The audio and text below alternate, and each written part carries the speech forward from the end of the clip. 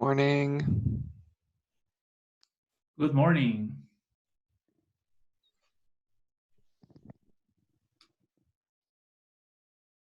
I don't think I could hear you. Can you hear me now? No, I see that your mic is working, so it might be on my side.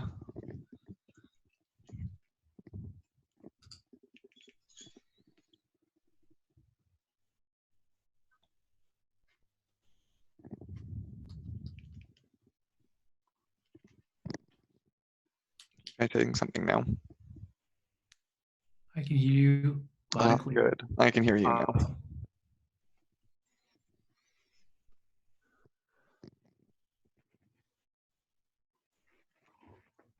I got a really good reference from some of my coworkers about yourself, so I'm excited for taking this course.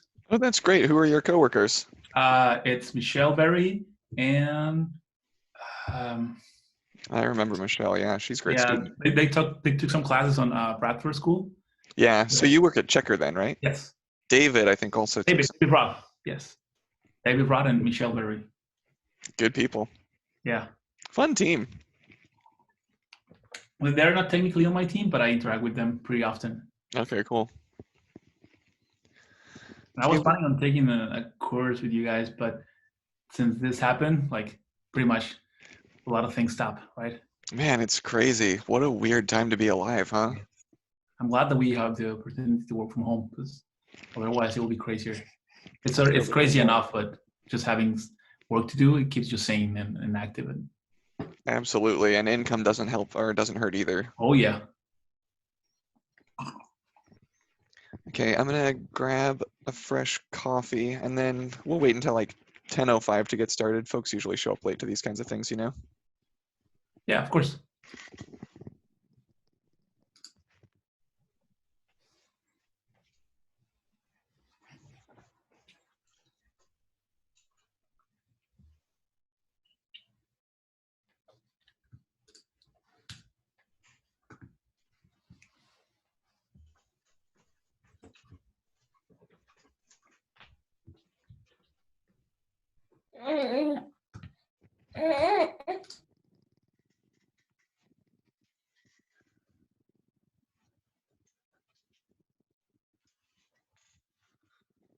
Oh, cute kid.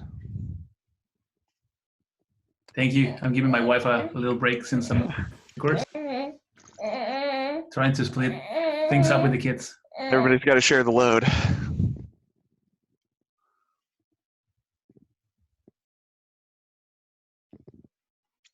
Did you get the Kali Linux installed?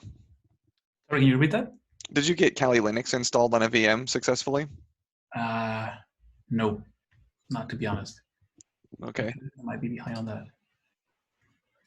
Let me double check the requirements again.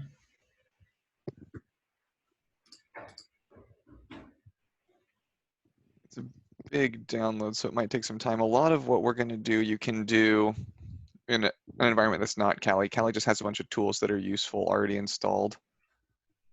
Cool.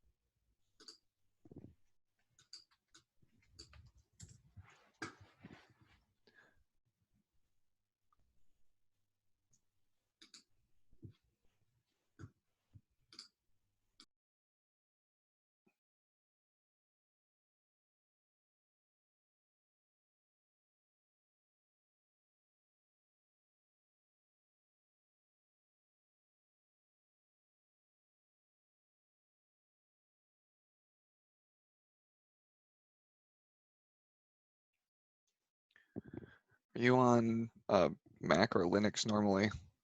Mac, yeah. Okay, you can get gobuster on Mac. I think you can get hydra on Mac.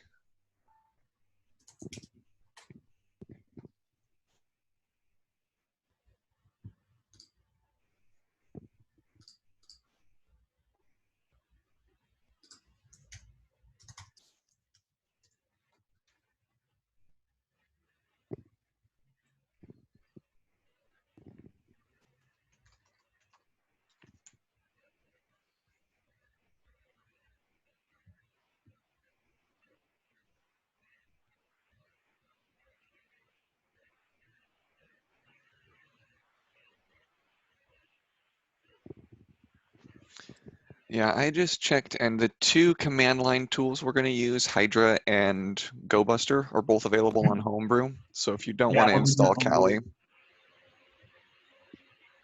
Cool. I'm gonna go ahead and install those.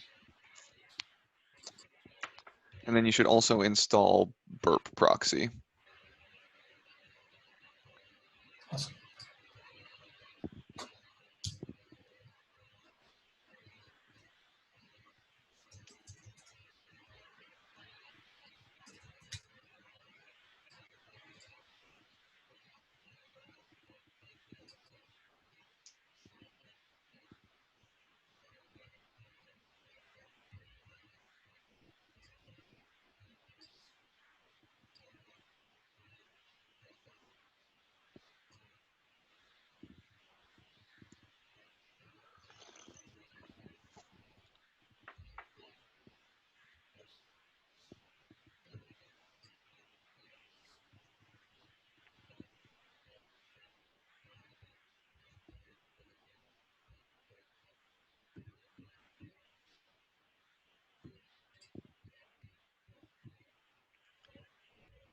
Cool. And it's 5 after now, so I think it'll probably just be us, which is good. You'll get as much as you can possibly get out of the course. Awesome. So you've got those tools installing basically right now? Yes, I'm installing gobuster and I'm downloading Burp for it right now. Cool. And then the last one is another command line tool, Hydra. Hydra.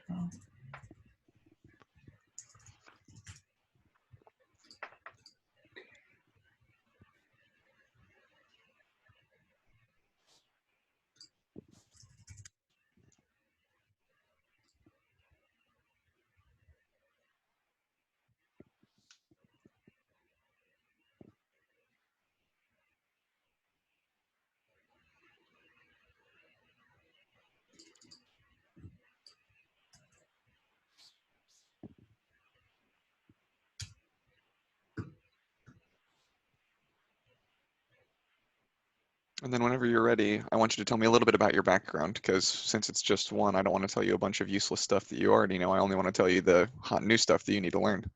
Awesome. I have already Hydra and gobuster downloading. I'm just looking for Burp. Cool. Burp is going to be... Download latest version. Yeah, get the community version. Yeah. Burp is a crazy tool. Yeah, some people, some QA folks in my office use Burp. And I heard Okay. them using, but I don't have experience with it, to be honest. Yeah, I mean, I had never used it before I started trying to teach myself some of this offensive security stuff either. It's a Swiss Army knife. It's a hideous app. I think it's a Java Swing app, just absolutely ugly, but it does a lot of really interesting things.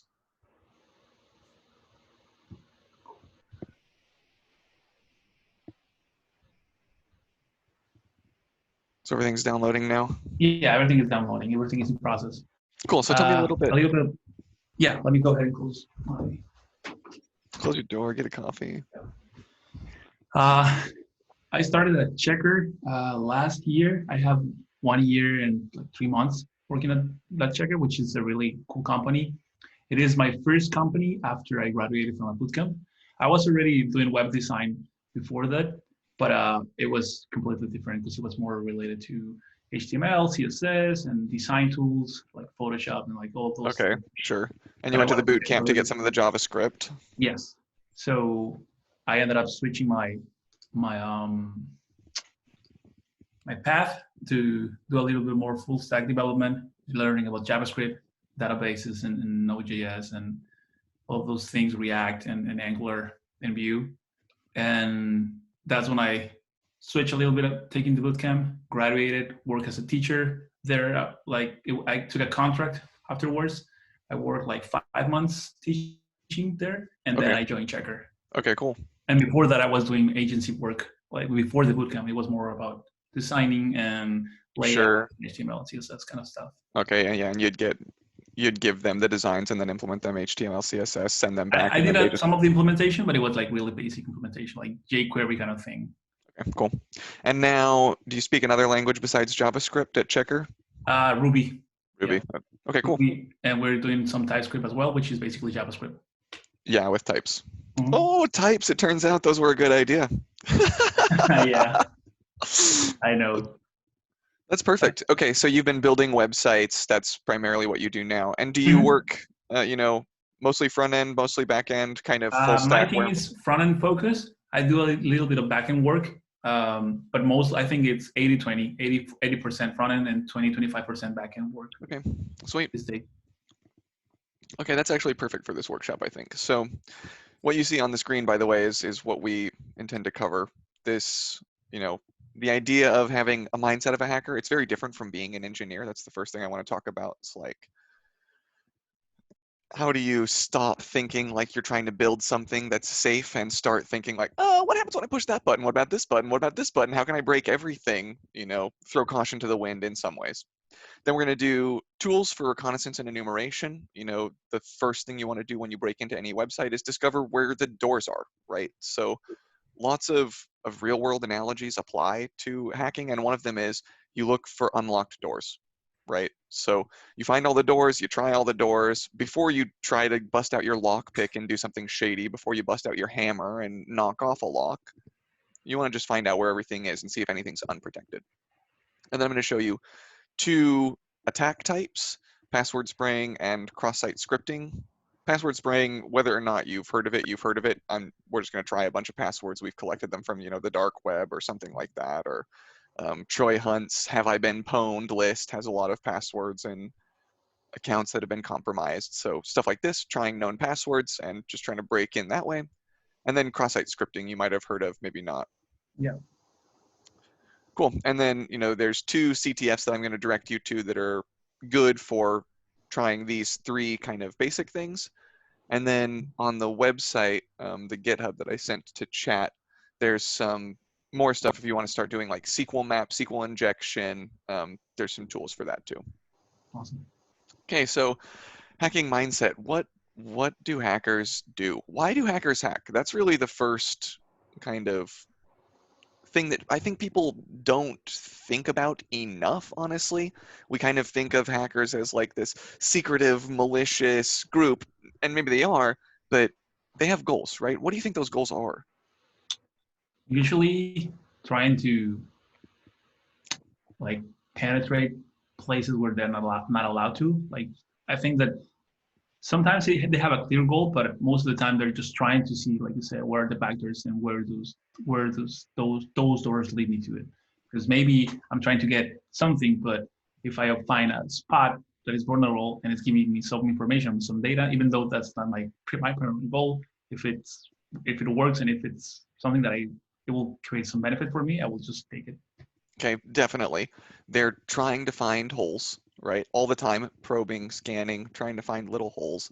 They have a variety of potential agendas, right? Sometimes they just want to get in and get some data. That's pretty common. If I can get some credentials, I can lift a database. That'll be really, really good.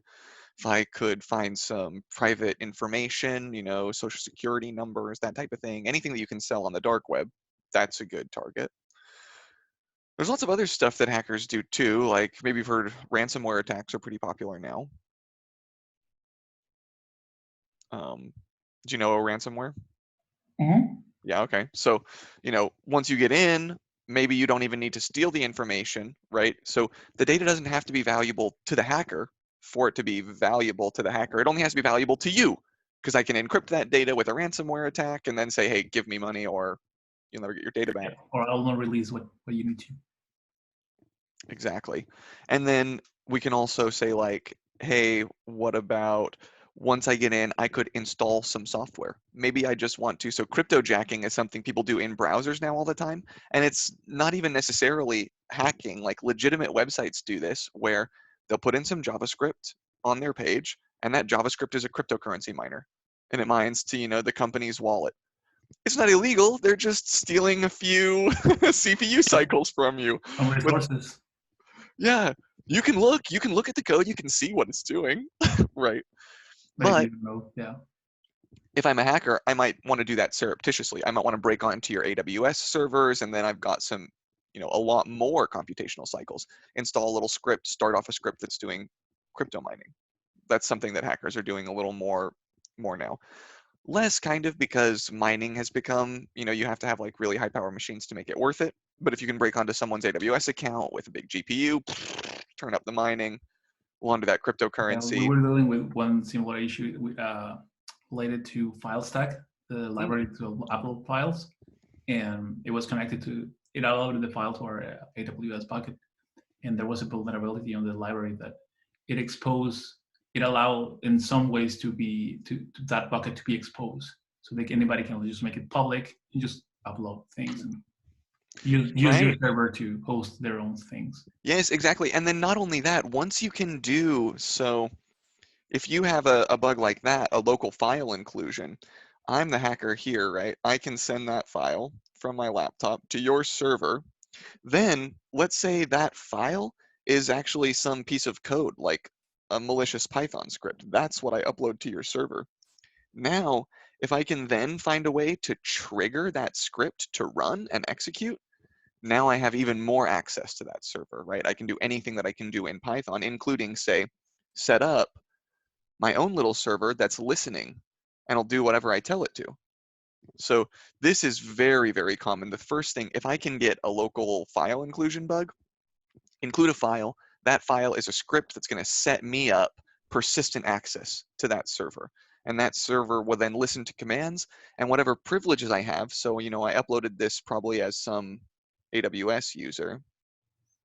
Whatever privileges that particular user has, depends on how the bug works. This is probably not root. That would, if it's root, you're hosed already, everything's over. But, I have privileges to then run more commands and get more information.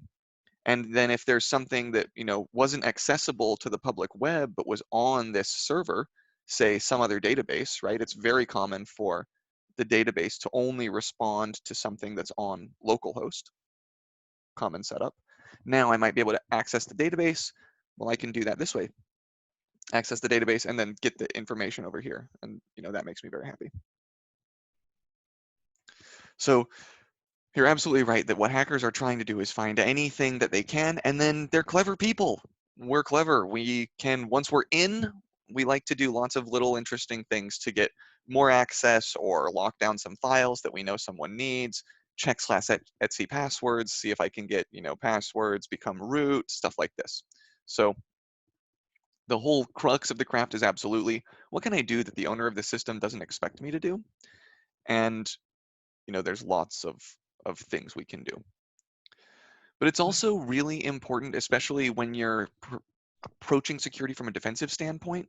Like you're here, you work for Checker, you want Checker's systems to be safe. It's important to think about what hackers might do specifically with Checker's system and also what they can do just in general, that any system they exploit, they can, install crypto mining or ransomware stuff. So everyone's vulnerable to that as long as they have data that's interesting.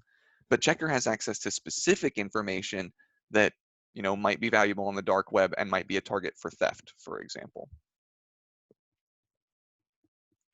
Yeah, especially like you said, since we kind of own everything that is customer, or by customer I mean the companies that hire us, and by applicants, the people that actually go through our background check process. There's a lot of room for like forms and like things that you can actually try to inject some code, like you said, Mm, or everything that is hosted that you can get access through files. it's something that we have responsibility on. We are not constantly, but there's some certain degree on things that we have to take into consideration for my team compared to other teams, because we're dealing with a lot of interactions. We're exposing our apps, expose some kind of interaction with users, and then there's some gap there where people can get clever, like you said, or we try to get clever with your applications all the time. Awesome. Okay, so when we switch to thinking, in this fashion, how can I find all the doors? How can I exploit things? A big thing that I see, and I love watching this growth in very beginner engineers. I think the most beginner engineers think about a problem so much, and then they finally try one solution, right? Instead of just trying something, running the code, see if it works. Trying something, running the code, see if it works. And hackers are even more on that spectrum of run the code, try it, see if it works. You don't want to just sit there for a long period of time. You see a new button, you want to push that button, find out what that button does. A big part of being a hacker is this kind of tree search, this very breadth first tree search where you're like, okay, I've got a web app running here, whatever.com. I run a port scan and I know they've got a web server on port 80, and then who knows, maybe they're listening on port 22 for SSH, but I don't have logins for that. I'm going to attack the web server on port 80. Once you have a login to that, you sign up for an account, there's 5 more pages. One of these 5 pages has a form. That form, maybe you want to try SQL injection, maybe you want to try command injection, maybe you want to try some other kind of malicious input, and those lead to new paths. And as soon as you find something that's exploitable, you kind of stick with it and then move on from there. So when you find paths that look like dead ends, abandon them for a while. When you find paths that look good, pursue them for a while. And it's very different from, an engineering mindset, which is like, I got this ticket, I got this one thing, I'm going to focus in really hard on the one thing that I have to do today. I'm going to think about all the possible edge cases. If, I have enough time to, I'm going to write some tests. I'm just going to really hone in. So hackers are much more like, find all the doors, pursue good paths, depth, depth, depth. As soon as you find something exploitable, keep pulling that thread. And always knowing, like the main goal is to get somewhere that they shouldn't be allowed to get, do something they shouldn't be allowed to do. So a lot of people talk about kind of the stages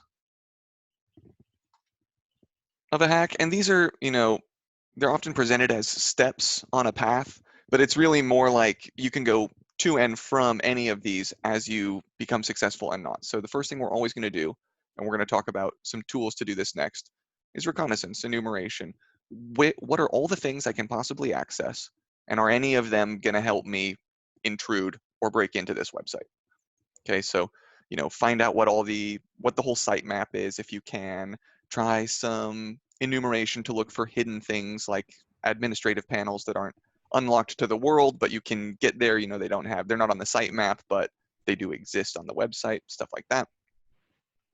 Step 2, try to intrude, try to get in, try to get some foothold onto the system that you're trying to break into. So can you send any malformed input and cause an error? If you cannot cause an error, then there's something that's not been accounted for yet on that backend server. You're doing something that they don't expect you to do.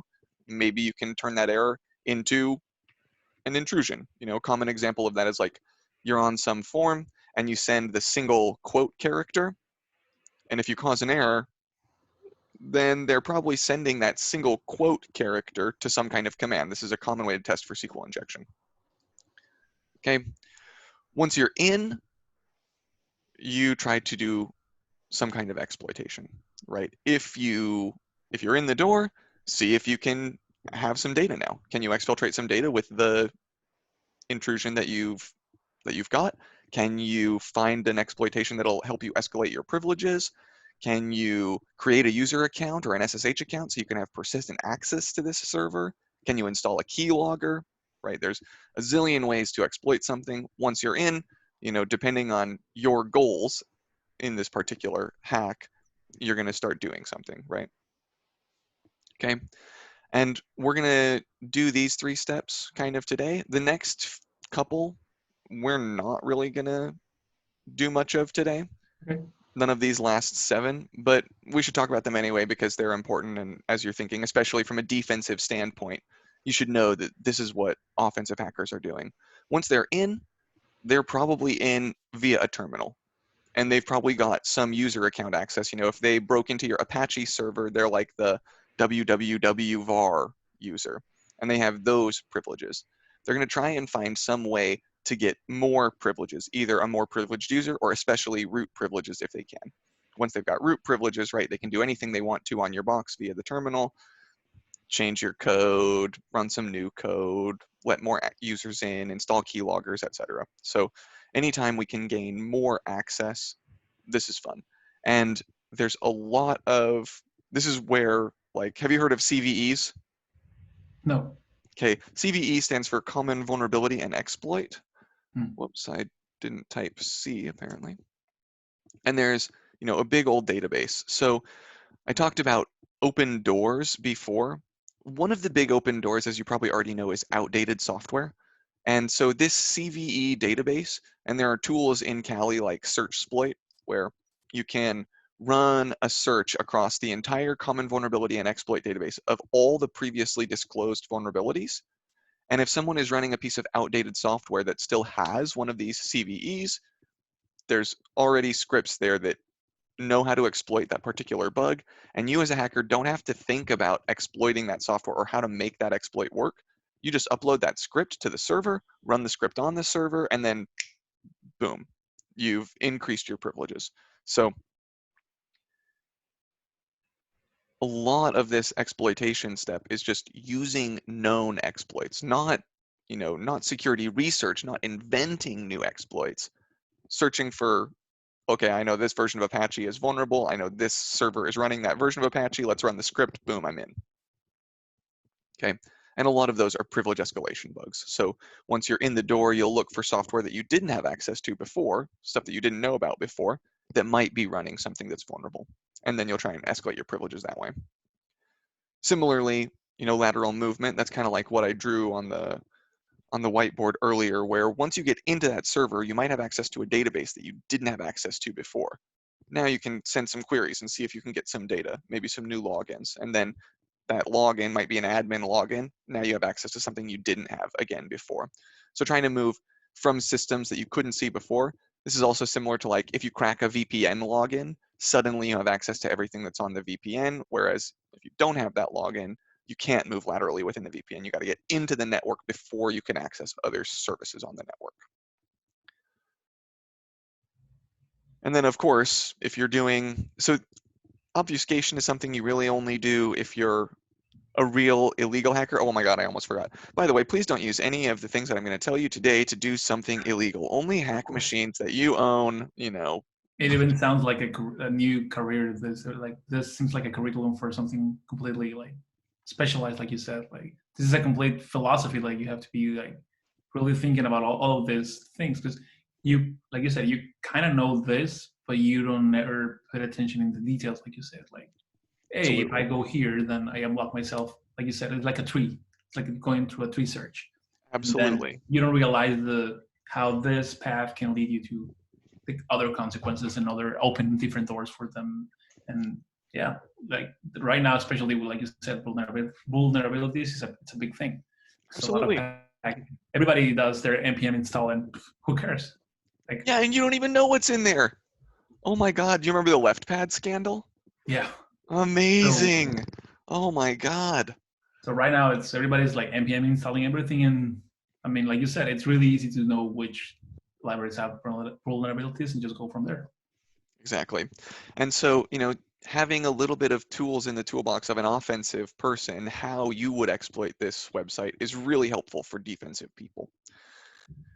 And also, I mean, there's lots of great jobs as penetration testing these days, and there's only going to be more, right? More and more software is becoming available. It's powering more and more of our lives. There's a huge need in the security industry for I people who think want that to do. as the data business grows, which is growing a lot, this kind of things like also grow in parallel because the more data that you own and you have, the more security that you want surrounding that environment. Yeah, that's right. The more risk you have, the more risk you open yourself up to. And everything these days is data. Like everybody's trying to get your data. And so if you're like a penetration tester, you probably don't do a lot of obfuscation efforts because when you're pen testing, someone hires you to try and break into your website. You don't have to hide the fact that you're trying to break into their website. You tell them everything you did afterwards. If they see something weird and it comes from your IP address, they're like, "Hey, did you upload a script called temp.py to one of our servers?" And you're like, "Yeah, I did. That was me." Right.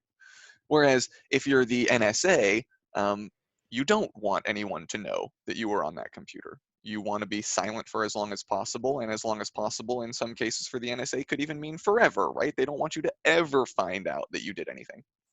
So a lot of hackers will take extraordinary steps to, once you've installed anything, delete it immediately, install it, run it, delete it, or just put it so it only ever existed in RAM, and then hopefully it gets deleted all on its own.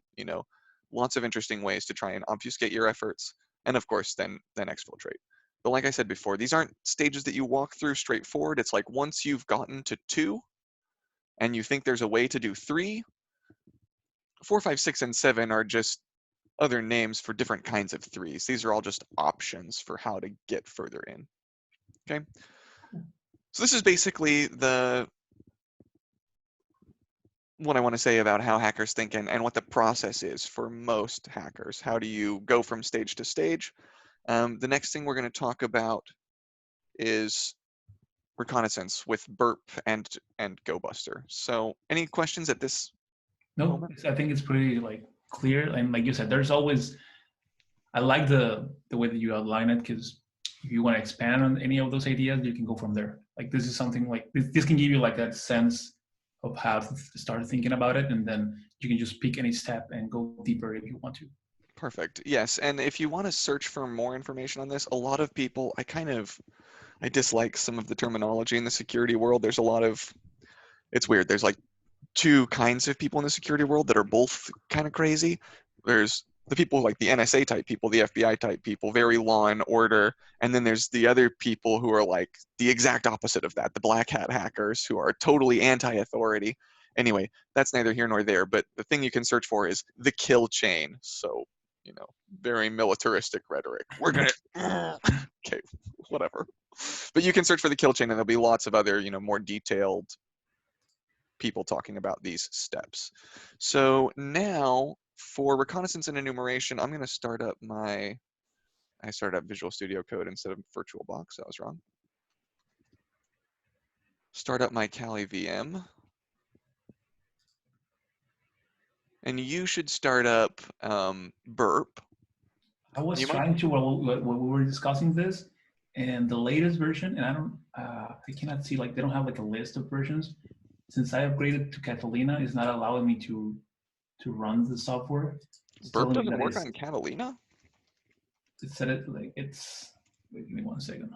That is not secure, supposedly, obviously. Oh. All right, I'm looking at, here, I'll pull this onto my screen too, actually. Word Community Edition installer. The software needs to be updated. Because Apple Apple cannot cannot. check it for Yeah. malicious software. Oh.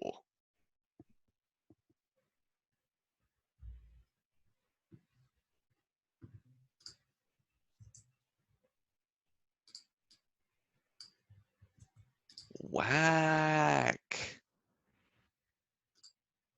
Oh yeah, and this was only a few days ago, March 13th. Here, it looks like there's a couple recommendations from Apple about this.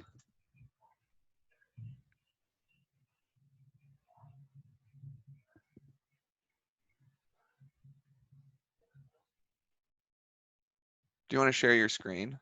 Yes. Give me 1 second. Share screen. Let me go ahead and search. Can you see my screen now? Yeah. Where's my? Here it is.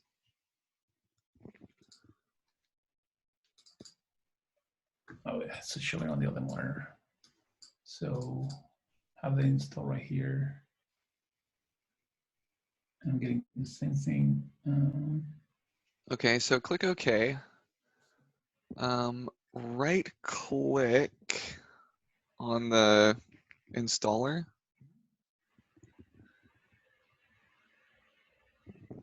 And this guy said,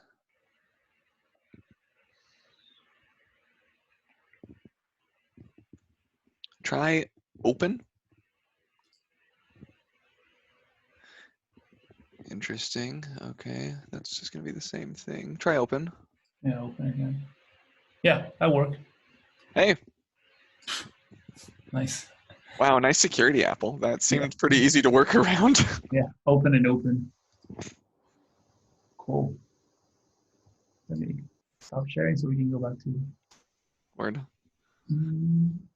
Yeah, and I promise Burp is not malicious software. No, and It's I know for sure. And I've been wanting to get my hands on Burp for quite a while. okay. So let me log into Kali.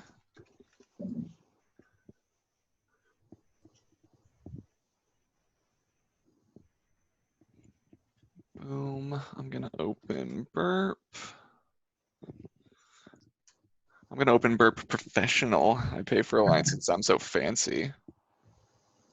It's pretty expensive, but it sounds like if Checker has an enterprise license, you might be able to get access to the. Yeah, I mean, I can request, and I will probably do it after this.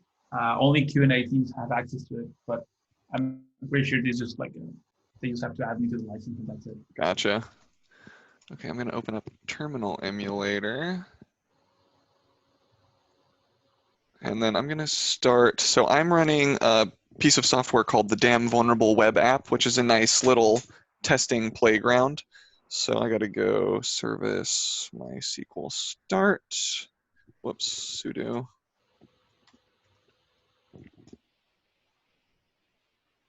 I can't type. Okay, and then sudo service Apache 2 start. And then we'll go Firefox. Okay. So I'm gonna demonstrate some tools on a DVWA, and then I'm gonna ask you to demonstrate them on HackerOne. Did you sign up for a HackerOne account? No. Okay, go to hackerone.com and sign up for an account there.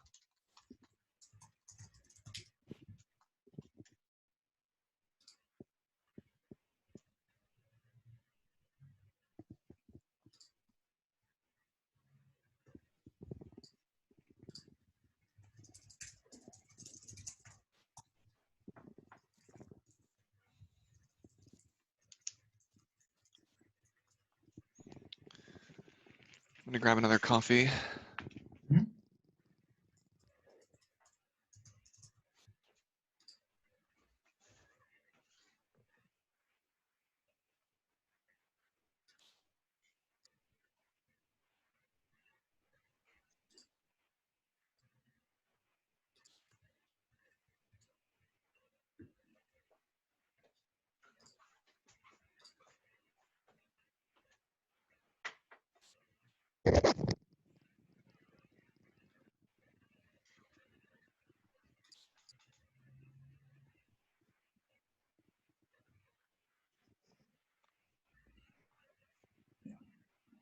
Done with the HackerOne.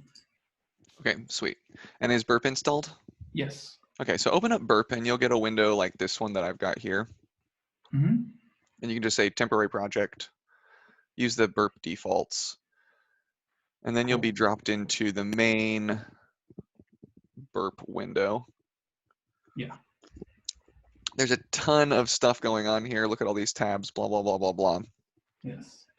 So we're not gonna have time to talk about all of it, but we're gonna talk about the 2 or 3 most useful tabs, and then you can explore some of these on your own. There's some really good tutorials on HackerOne actually about using Burp. There's like, it's so dry, but it's 3 hours, and he just goes through every feature. Very useful. But we're gonna mostly use this target tab, Okay. this proxy tab, and then intruder and repeater. More intruder than repeater. So what we're looking at here on the proxy tab, first you'll see intercept is on. So if I go to DVWA, this is my damn vulnerable web app, you'll see this is the request that I just made in my browser. Oh, have you set up Firefox to talk to your Burp proxy? No, not yet. You probably have to do that too. Okay, so are you using Sorry Firefox on about machine? all of this, not having everything set up, but I just found out of the course yesterday, and it's been No crazy worries. with the kids at home. No, no Having to be worries. a teacher as well, teaching a fourth grader to do fractions, it's tough. Oh, that's painful. Okay, let me set up well. Okay, if you're on Firefox, it's pretty easy. I'm sure it's easy on other stuff too. But you go to networking, you can actually just type proxy in the search and it'll bring up your network settings. And then you want to go manual proxy, everything on 127.0.0.0.1. Firefox preferences, and then I want to. Right, so Burp is our proxy and it's listening. It's on localhost, so that's why it's 127.0.0.1. It by default listens on port 80. And so what's happening here with Burp is every request we send through our browser once we turn the proxy on gets sent through Burp first, and then Burp forwards it to the rest of the web. How do you get to the connection settings? It's in preferences. Okay, preferences, yes. And then you can type network in here in the search. Yeah, settings. Okay, cool. And honestly, I should install something like Foxy Proxy or a proxy switcher because sometimes you don't want to just turn on Burp every time you want to browse the web. But since I'm running in Kali, I just always assume I'm only doing pen testing, so I turn on Burp and that's that. Okay, and you do want to use this for all server protocols. You will have to install probably an SSL cert for. Actually, leave this off because all the HackerOne stuff, all the CTFs are sent over raw HTTP. Okay. And if you don't use this for all protocols, then you won't have to install the root cert for port swigger. That'll save us some time. Okay, awesome. Okay, so once you've got the proxy turned on, if you go to any raw HTTP website, then Burp will intercept your request. And we could change this request if we wanted to. If we wanted to add stuff while intercept is on, we can. We could drop the request, and then in my browser, it looks like, hey, you dropped the request. If I go back, I can forward the request, and then I'll actually arrive on the website. So my browser is sending all of its requests now through Burp Suite. And this app, DVWA, is a nice little testing ground. If you want to install this, I definitely would only recommend installing it on a VM, or at least on a machine that's not your work machine and doesn't have any, or your personal machine really doesn't have any vulnerable information on it, because it's a damn vulnerable web app. So if you have it running in the background, then your machine actually is vulnerable. So,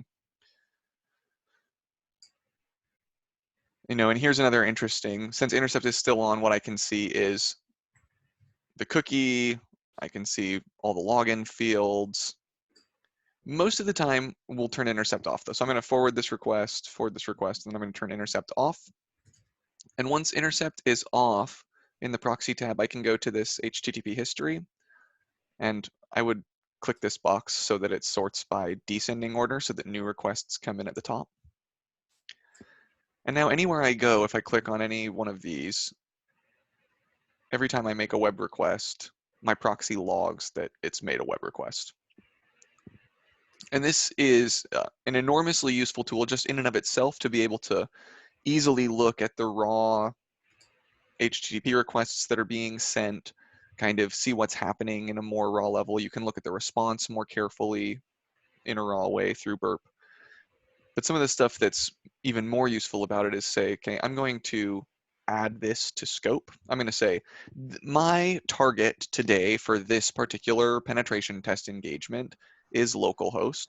And I'm going to say, yes, I want to eliminate all out-of-scope items from being logged here in my HTTP proxy.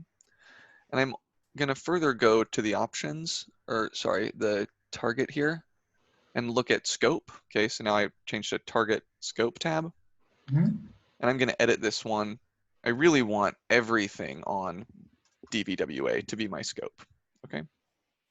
And now basically what I've done is I say on this page, on my main page and on my proxy tab, only show me information about this website, localhost/DVWA, the one I'm trying to break into right now.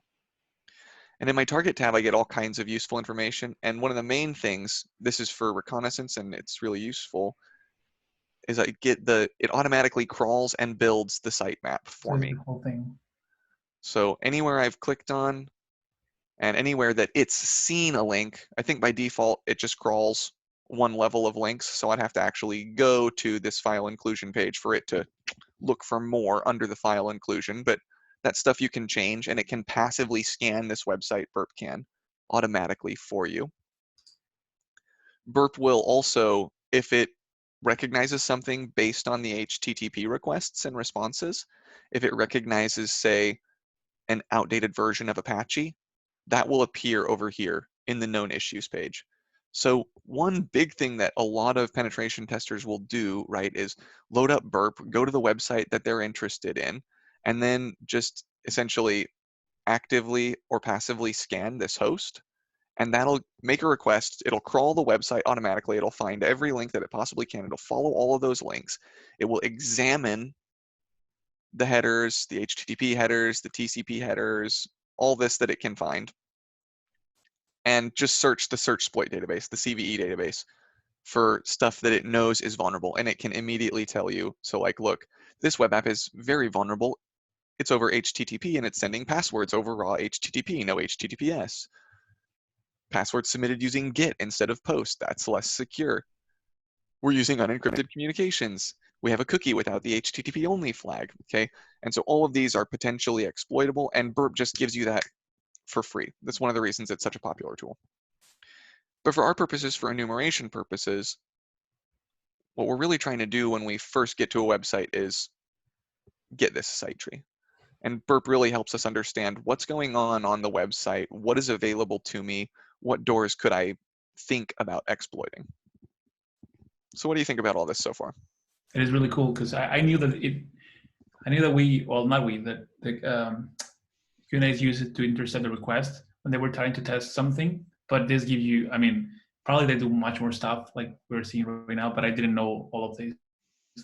Just getting the site tree, like you said, getting the vulnerabilities for free. Like once you just scroll it once, it gives you all of that out of the box. That's a lot of data and valuable data for the owner of the Absolutely. site. Absolutely. And So then you yeah, can look through it and prioritize, and they have different levels of severity, right? This is a low severity issue. They're very confident that it exists. Whereas clear text is, it's high severity issue. like a clean my Mac for your website kind of thing. Absolutely. Okay, so another thing we like to do in this kind of situation, and now I'm gonna have you copy me. So go to the HackerOne CTFs, which I think are at ctf.hacker101.com. And you'll be asked to log back into your HackerOne account. If you're not, you want to say get started now. I'm gonna have to log in. Okay, and let's go to this post book. Okay. So click go on postbook and you'll get a unique IP address / hash combo. So every user on the HackerOne CTFs gets their own little instance of things. And I'm going to demonstrate gobuster and gobuster using the proxy. So I want you to gobuster postbook, but I'm going to gobuster the damn vulnerable web app. Okay. So Can you back up a little bit? How do you get because I was logging in. How do you get the IP address again? You go to this one, postbook, postbook, okay. Then and then click go. okay. And it'll launch you a new tab, and your IP address hash combo will be different than mine. That's your instance. Yeah. Okay, so gobuster is a tool for enumeration, and the main use is to find stuff that, so the site tree is really, really useful, and crawling a website is really, really useful. But sometimes people will either inadvertently or intentionally leave some stuff unlinkable. You have to know the URL to get there. So sometimes that'll be accidentally leaving like a static assets folder accessible on Apache, and they didn't mean to, and we can go find it. And sometimes it'll be like there's an administrative panel that only developers know about to log into and administer the app, but we don't ever have a link to the admin panel because you have to be an admin to know about it. So you just have to know to type /admin. And gobuster helps us find both of these. So what I'm going to do is go to my DVWA.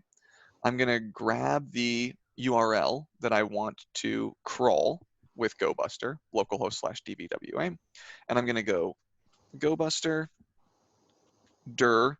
Dir is for directory mode. There's also a mode in gobuster for scanning DNS subdomains, so finding like dev.checker.com and staging.checker.com, stuff like that. But we're not searching for that today. Okay, gobuster -e is like dash verbose, basically. Give us more output, give us the whole URL. Then we're going to go -u, the website we want to attack. So I'll paste in here. That is not what I thought was in my clipboard. Must have used the wrong hotkey. That is a problem with using a VM. I always do command copy when I should be doing control copy. Okay, paste the URL that I want to attack. And then one of the things that, oh, you might not have this word list. I was just realizing. I might be able to send it in chat. Okay, so another thing that's really useful about Kali is these word lists. I can go /user share word lists. Dirb is short for dirbuster, which gobuster is based on. And then common.text. And when I do this, what it's going to do is scan 4,000 or so common, known, exploitable URLs.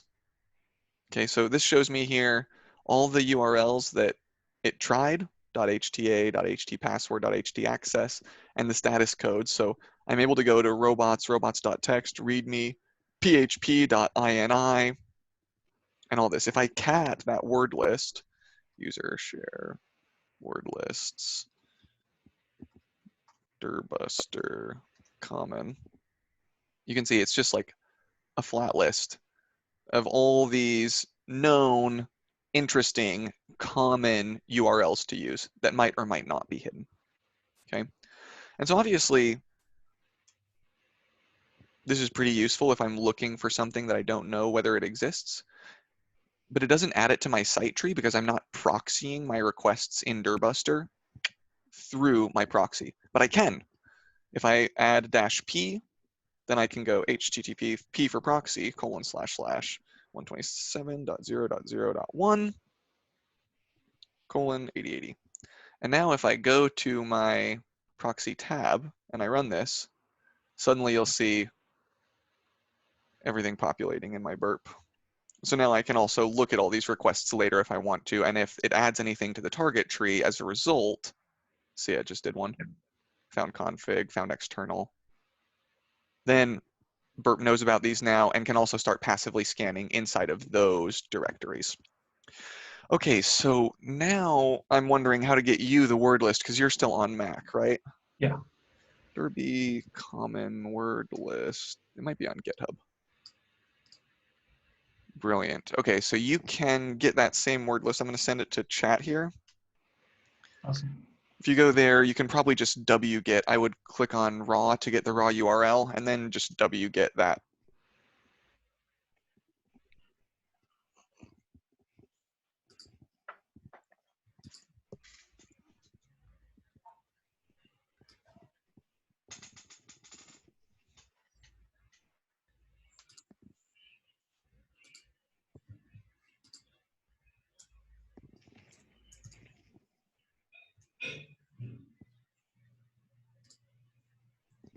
Cool.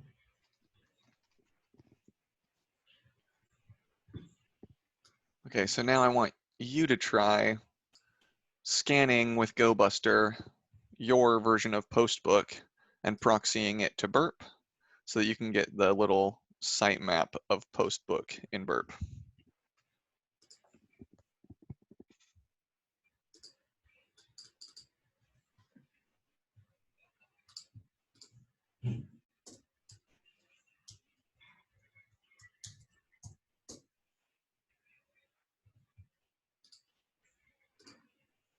What was the command that you run for it? It was a gobuster dir.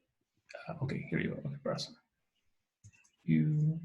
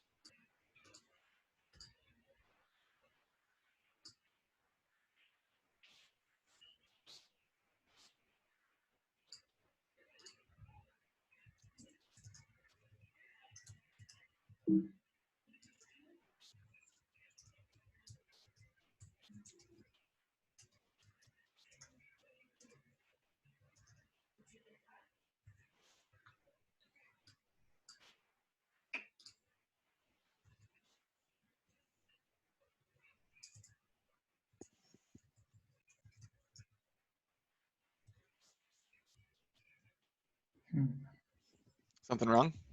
Yeah, it's not. I'm not getting the word list derby and the common txt. This is the Yeah. what you downloaded? Mm-hmm. But I'm not seeing it. Share your screen, let me see. Give me 1 second, because I have too many things open. Oh.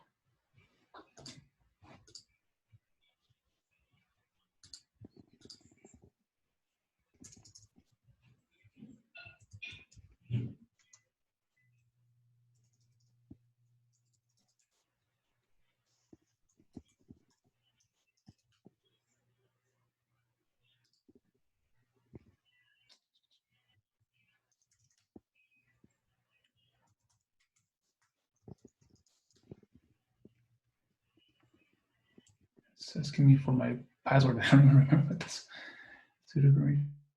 Okay.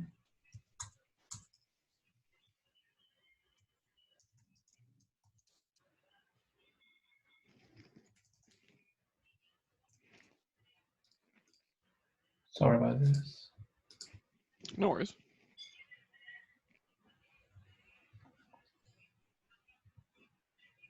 Let me.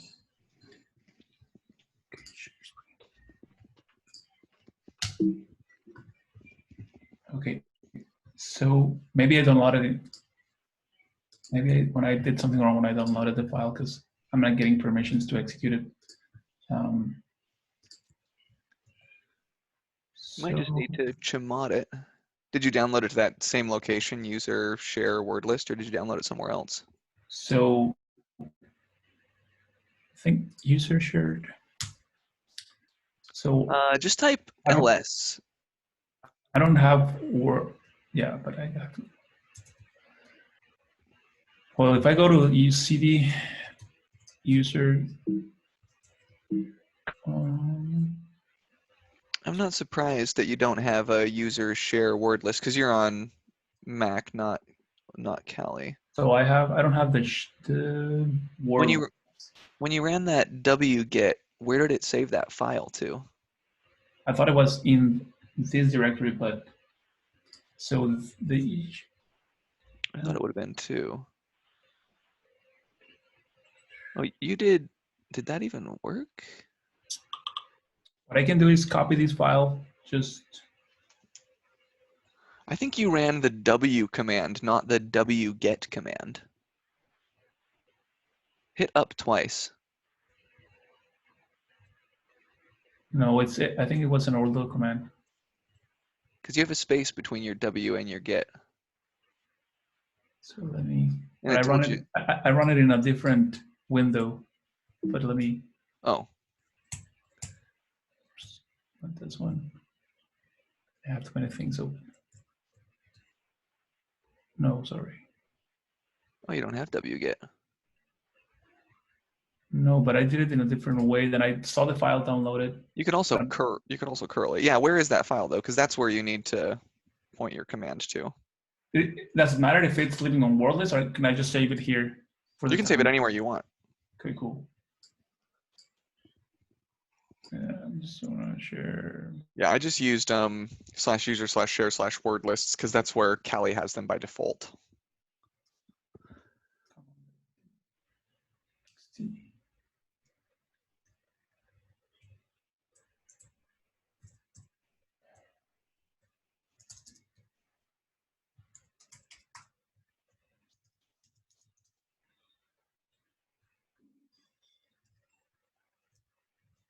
Yeah, just change to somewhere where you're allowed.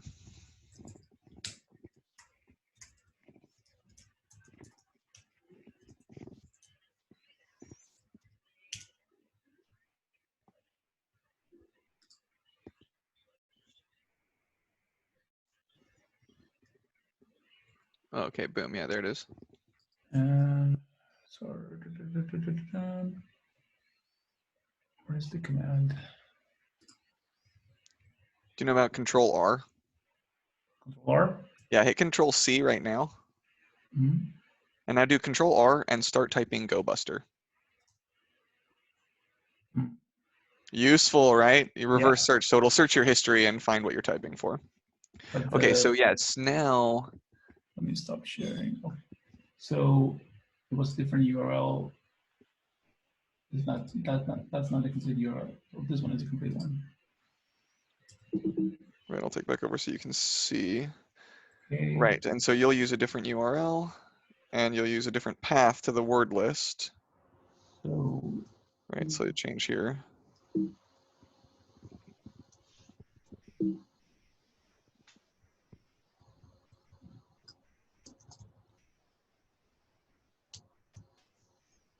And you change here. But this proxy should stay the same. okay. It's 10%. Okay, so it's running now? Hmm? Sweet, okay.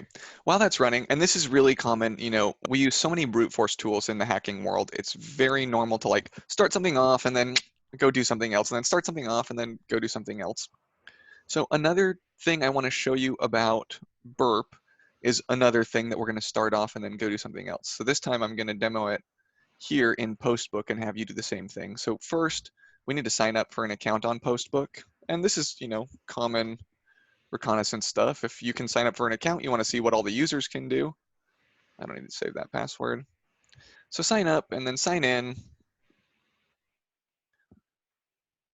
Another common version of reconnaissance and enumeration can be demonstrated by this situation. So if I look at this first post and I go, hello everyone, I click in there.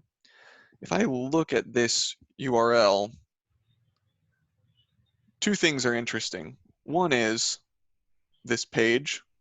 I might eventually want to enumerate over this page. But another thing that's really interesting is this ID. Can I change this? If I change this to, 1 or 2, hey, look, I got my first flag. So by editing directly this URL, I found a secret thing that the admin had inadvertently left exposed. Normally, I wouldn't really want to do this just by hand, right? I wouldn't want to enumerate all of these. But it is interesting to kind of try and find out what might exist. So this is, a pattern that I can exploit. I know that this is always going to be ID equals some number. And if I look at the first 1,000 or so, I might find something interesting. Okay, so in Burp, we can do this by first I'm going to re-enable out of scope stuff so that I can add postbook to my scope, because now I'm hacking against postbook. And so once again, I'll go back to my target scope. And I'm going to edit this one to make sure it includes everything, not just after index.php. Okay. But I go back to my proxy tab and I right click on this guy now. I want to send to Intruder. And Intruder is another brute force tool. It's really useful. What it allows us to do is say, I'm going to attack here. And if I go to positions, it's already inserted. This is template string, basically. These little S's are things that I could try to brute force on. So I don't want this one to be brute forced. I want my session cookie ID to stay the same. So I'll clear that. I always want to be looking at view.php. So I'll clear that. And then here, basically what we're going to do is start off a brute force attack in Burp to enumerate over a lot of different possible IDs to see if I can find any secrets, any secret posts, basically, that I shouldn't have been able to find because they weren't linked anywhere on my post book. So we're going to use the sniper attack type. I always have to actually look up what all these different attack types are. I can remember what sniper is. That's one parameter at a time, try a single list. Okay. And cluster bomb is like the opposite. It's the, n squared, try every possibility for all the possible payloads. And then I can't remember what battering ram and pitchfork are. They're slightly different. But we're going to use sniper. We're going to go payloads. We have one payload. We're going to use not a simple list. Instead, we're going to scroll down to numbers. Okay. And we're going to go sequential from 0 to, let's just do the first 1,000, step by 1. And so now it tells us, look, I'm going to make 1,001 requests. And we can also, in this options phase, we can look for specific interesting words. So we noticed that post not found will be on the page where the post isn't found. So I'm going to copy that text. I'm going to clear this list. And I'm going to paste in post not found. And then I'm also going to look at a post that did exist, post 2. And there's nothing clear here. So I can't find anything that's definitely always on the page when it is found, but since I know what it's going to look like when it's not found, that's good enough. I'll say, I want to find every page that has post not found, and then the ones that don't have that, I'll say, okay, cool, this is a real page. So now, if I start attack, it'll start enumerating through all these possibilities. And yours is going to go much slower than mine because you're on the community edition of Burp and you're throttled. So we'll have to come back for your results later to see what happened. But now you can just, leave this attack going in the background, forget about it, and return to your regular Burp work while the attack's going on. You got one kicked off? No, I was watching. Watching. Okay, yeah, now you try, make an attack.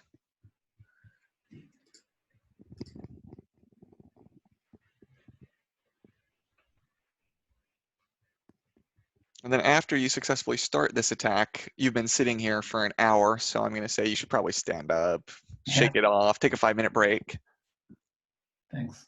And then after that, start closing stuff too, because I have my work stuff open, and that's not helping a lot. yeah, probably not. Also bubbling up, so yeah.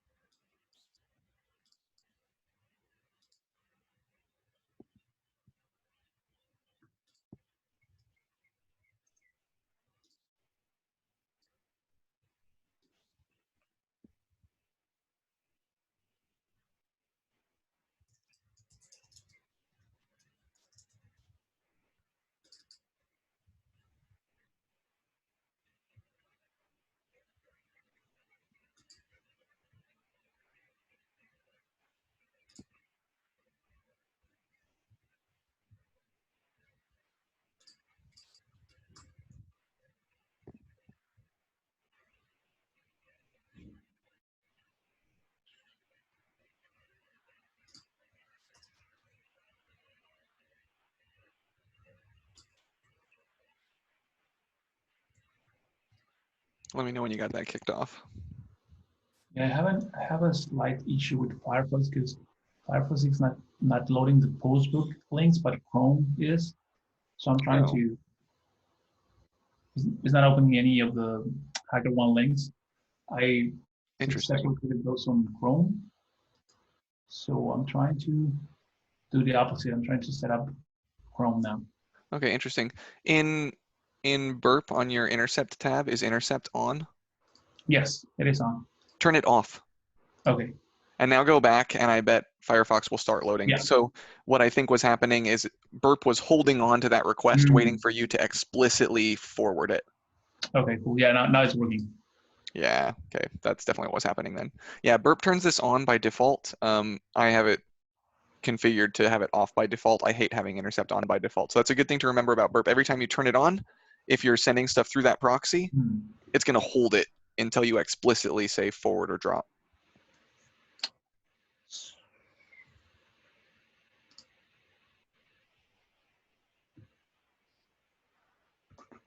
Okay, so post.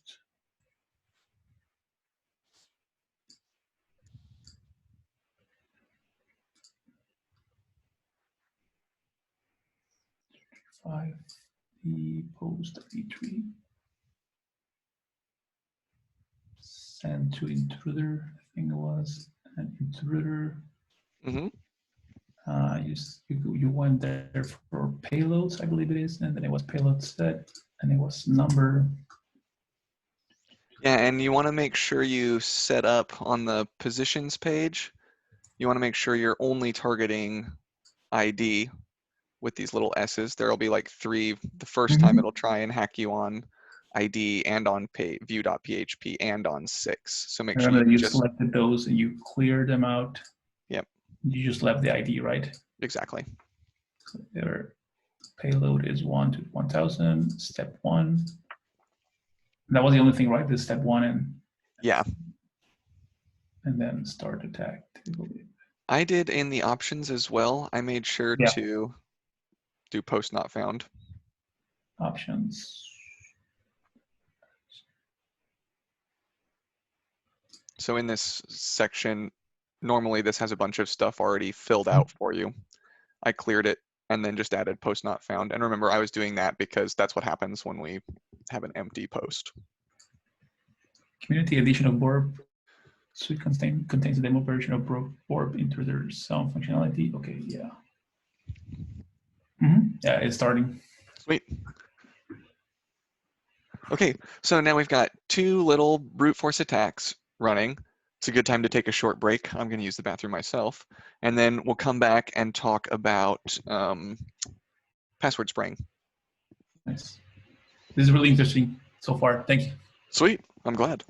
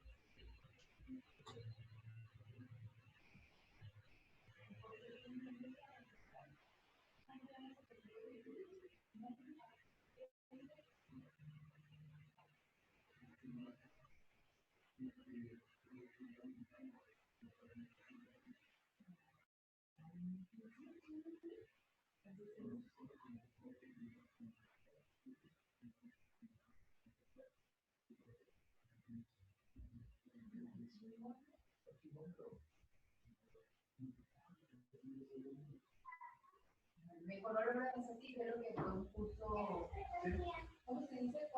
Personalizado. Ajá.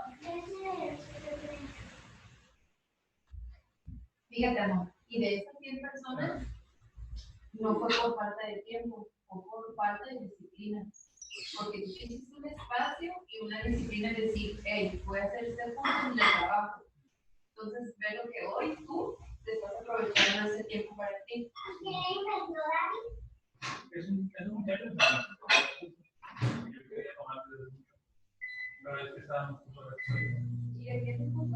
Es como de seguridad de las páginas web, como de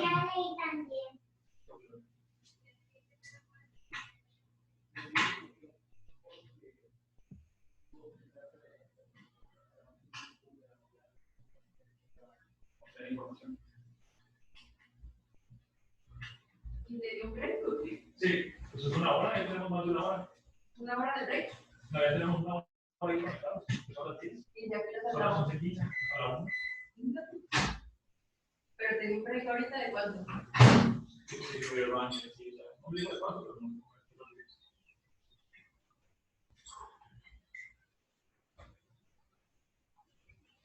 Y de hecho eso yo estaba escribiendo en mi WhatsApp. Si en esta cuarentena no eres disponible, no meditaste o ¿eh? ¿Qué no te hiciste? Rezaste y no aprovechaste para hacer ejercicio, preguntarle a tu hijo, hermano, padres, cómo están, no tiraste lo que necesitas para tu vida. No fue por falta de tiempo.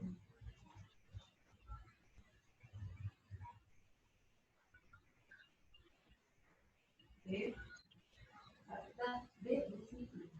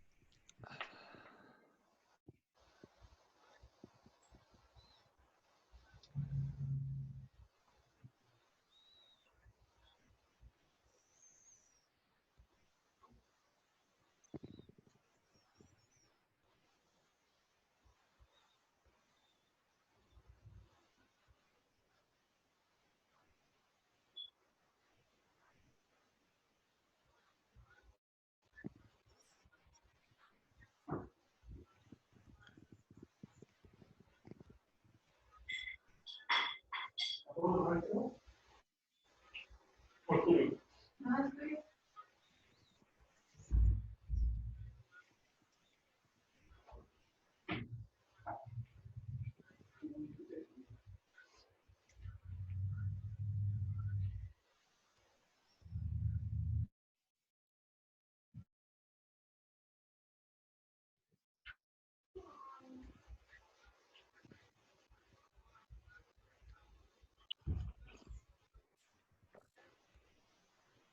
Está caliente, este para ti, ¿no? ¿Ok? El mío para estar caliente. Ajá.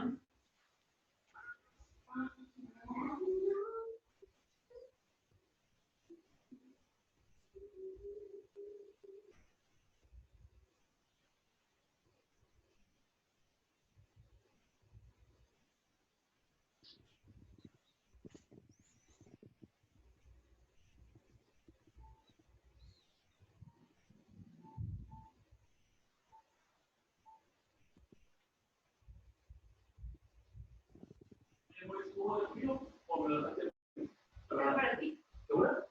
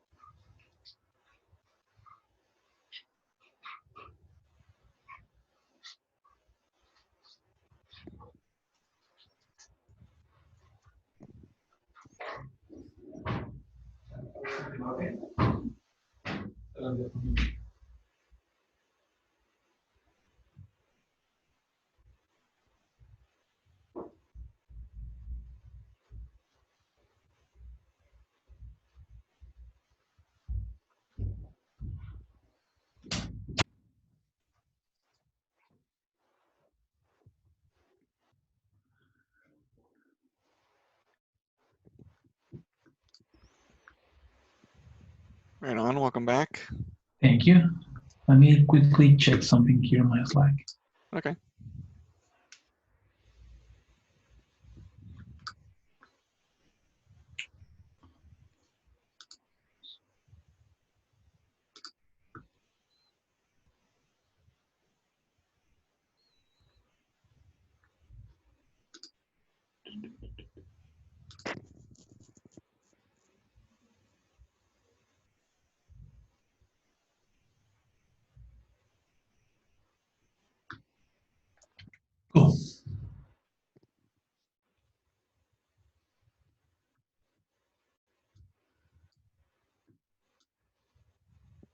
Still running.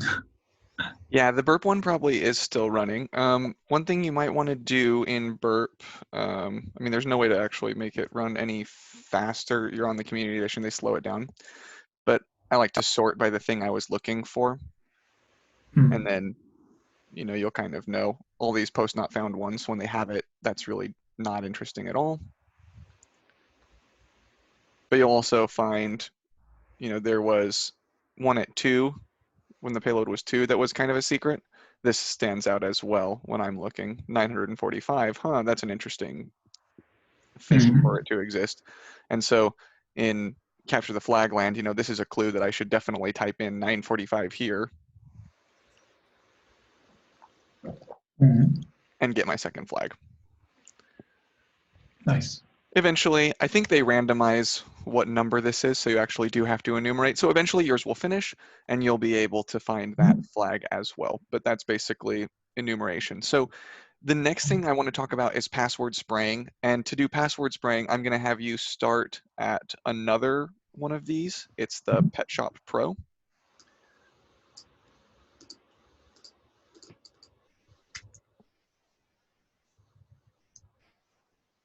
Okay.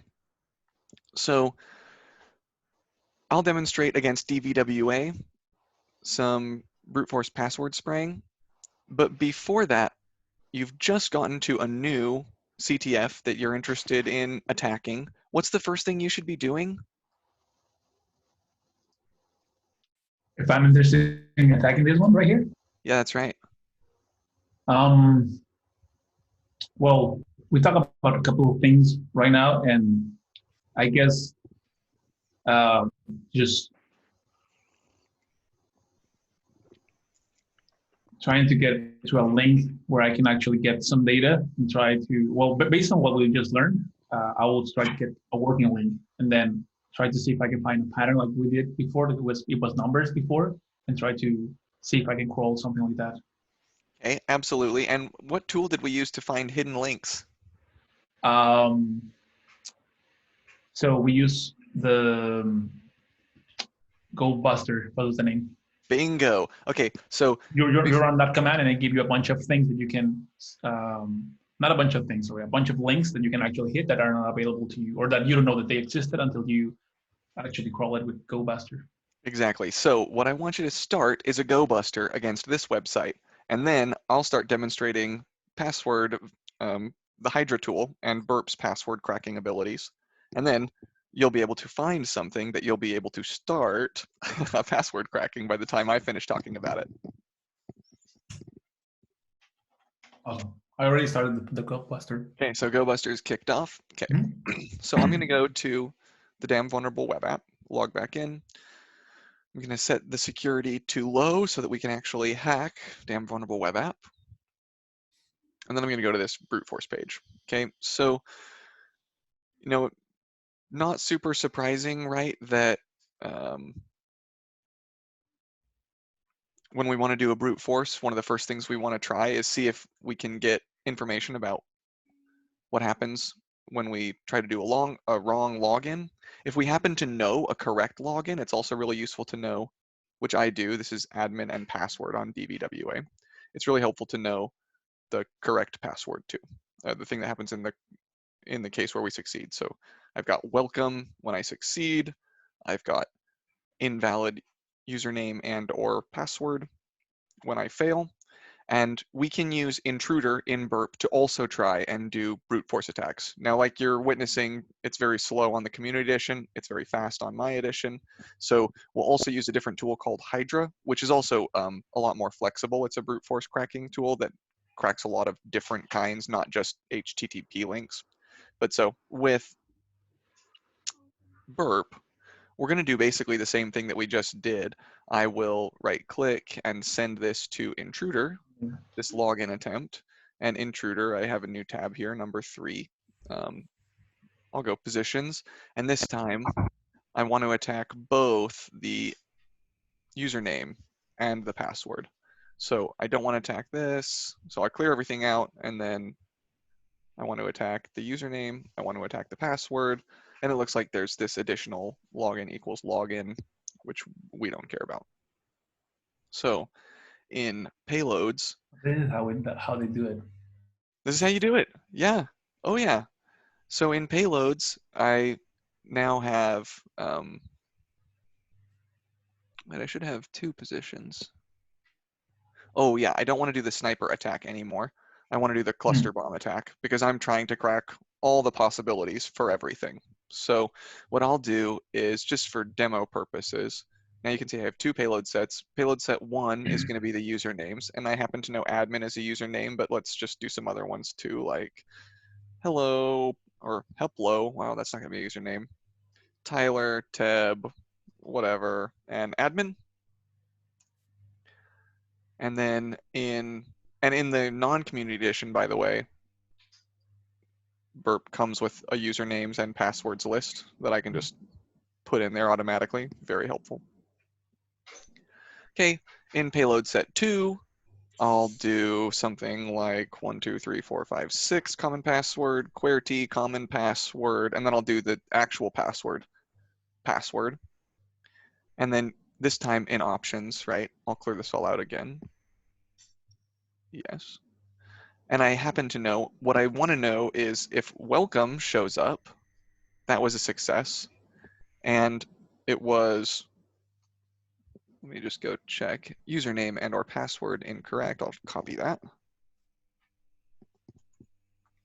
Username and password incorrect. It's actually crawling the page that you got, looking for those specific strings. Yes, yeah. That's cool. Just using like a string search basically. And then, we can also, control the number of threads. So if we're being throttled or if, it's like you're making too many attempts, we can slow this down so it doesn't look like we're brute forcing or stuff like that. But I'll just leave all the defaults, start this attack. And did I forget to add the actual password? I think I must have. I saw you added that one. I only typed it, I didn't add it. Okay. So it was just sitting here in this list. Okay, start the attack now. This time around, I can sort by welcome, and only one succeeded, or similar, I could have sorted by username and password incorrect. And now I've got the real password. Now, if you try to do that on Burp, it'll take a lot longer than it did here. So there's an alternative tool that's just as fast. It's, free and open source and not throttled. But you want to ask a question or talk about what we've just seen before I show you the other tool? I guess that it's like the previous exercise. You want to get to a link that you know that you can log in, and like you said, the ideal world is that you know how the successful and error look like. You need those two elements in order to make this an actual a valid attempt to get in the system. Ideally, but there's other things I can do too. Like suppose I didn't know that when I succeeded, it looked like this, which is honestly more realistic in a lot of cases. If you're trying to break into something and you've never successfully logged in, you're not going to know what a successful login looks like. You can also look, at the length of the response. There'll be two different lengths, right? One for success and one for failure. You can always say, well, I know what a failure looks like. And so if I look for the ones that are not failures, that's probably a success. It might be an error. You can also do things like look at status codes. Sometimes you'll get 500s in here, and 500s are really interesting because that means the thing you tried caused an error on the system. Oh, and that could be valuable information too. Like maybe there's an injection bug that I can exploit if I could cause an error. Okay, so you can do all that kind of stuff too. And I liked one thing you said. First thing you got to find is a place where you can log in. So check your gobuster that you kicked off against this Pet Shop Pro. The login page. Brilliant. So now we can go to login. And this particular login page does something that's a known security, not best practice. So watch the difference between this. If I go, I happen to know what my correct username is, but if I go, hello, and I type any bunk password, it says invalid username. And if so on yours, it'll be different, but my login username, I think, is Corey. This is again randomized per instance by the people at HackerOne. When I get the right username, I get invalid password. So this is even better. This is even more information. Why is this better for us as a brute force people, though? Because you get to know which part of the attempt failed. Like, oh, this is invalid password, but I know this is a valid user. So I can just brute force to grab that user and just try random passwords only on that user. Exactly. And not only that, I can say, like, let's say I go in Burp. Okay, now I want to attack postbook. So I have to go back to my proxy and make sure that postbook. So here's the login. Is that the right one? C9. Yep, exactly. Okay. So if I send this one to Intruder, what we did before, we had 2 payloads and it's, n squared, every possible combination. But if I know that I can get this level of information, I can get the username, I can get a valid username, instead of doing like an n squared brute force attack, I can always send some bogus password, not gonna work. And I can brute force on the username until I find a valid username. And then brute force on the password separately on only that username until I find a valid password. So I can change my time from an n squared brute force attack to a 2n brute force attack. Okay, so here, I'd go like payloads, and again, I'll just do a few things that I know. Timmy, Fred, Teb, and then Corey, which is correct. And then I just use the simple sniper attack, 1 password. I start the attack. Whoops, I forgot to actually add my interesting thing to search for. I go options. I say clear all this. Yes. And what I want to know is whether it says invalid password. That means I've found a new invalid password, means I've found a correct user, and invalid username means nothing worked. Okay. So then I start this attack again. And this is interesting. Space gave invalid password. I didn't even realize I was trying the empty string. Oh no, it says that was username Corey. And then same here, username Corey. Not gonna work. So now I know I found a username, and then I can brute force just on the password, right? Okay, so that's all well and good and super nice, but only if you pay for the paid version of Burp so you can do it fast. Hydra is a tool that you were successfully able to download, right? That can do this as well. And actually, you're now going to need to download a password word list. So I'm going to send another thing into the chat. Okay. On that page, and I can bring this onto my screen too, this SecList's GitHub is actually really useful. Just like we had that gobuster word list, word lists are a big part of hacking, hilariously. And this thing down here, rocku.text.tar.gz, this is the most common 1 million or so passwords, I think, ordered by how common they actually are. So you should download this rocku.text.tar.gz and then unzip it. And I can show you, we can go less /user share word lists rocku. Oops, I haven't unzipped rocku apparently. I'll do that first.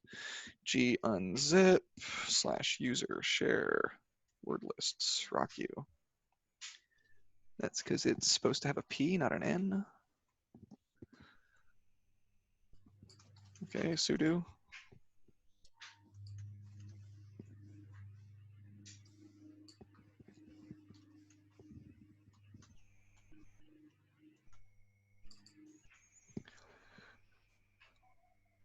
And so here, now we have the top 1 million passwords, and some of them are not at all surprising, right? 1, 2, 3, 4, 5, 6, 1, 2, 3, 4, 5, 1, 2, 3, 4, 5, 6, 7, 8, 9. Password. I love you.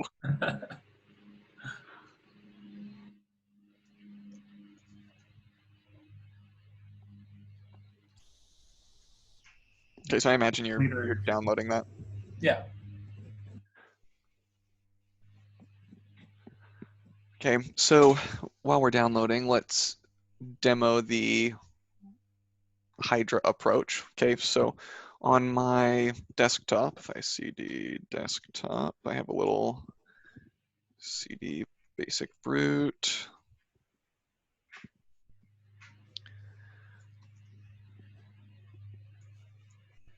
So this is what I'm going to run against DVWA.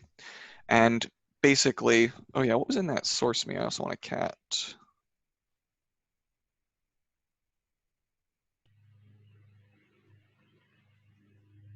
That seems totally wrong. I'm going to RM. There's a way to set up Hydra to also proxy through Burp. I think it's the it's an environment variable. You want to go history pipe grep export. Nope, it's gone. So we won't proxy Hydra through Burp right now, or maybe we should. I showed you how to do it with the other thing. We should show it. So Hydra proxy. Oh, that is easy.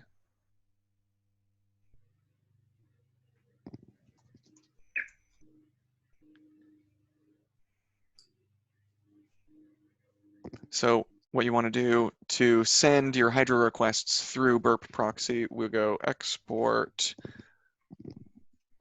Hydra HTTP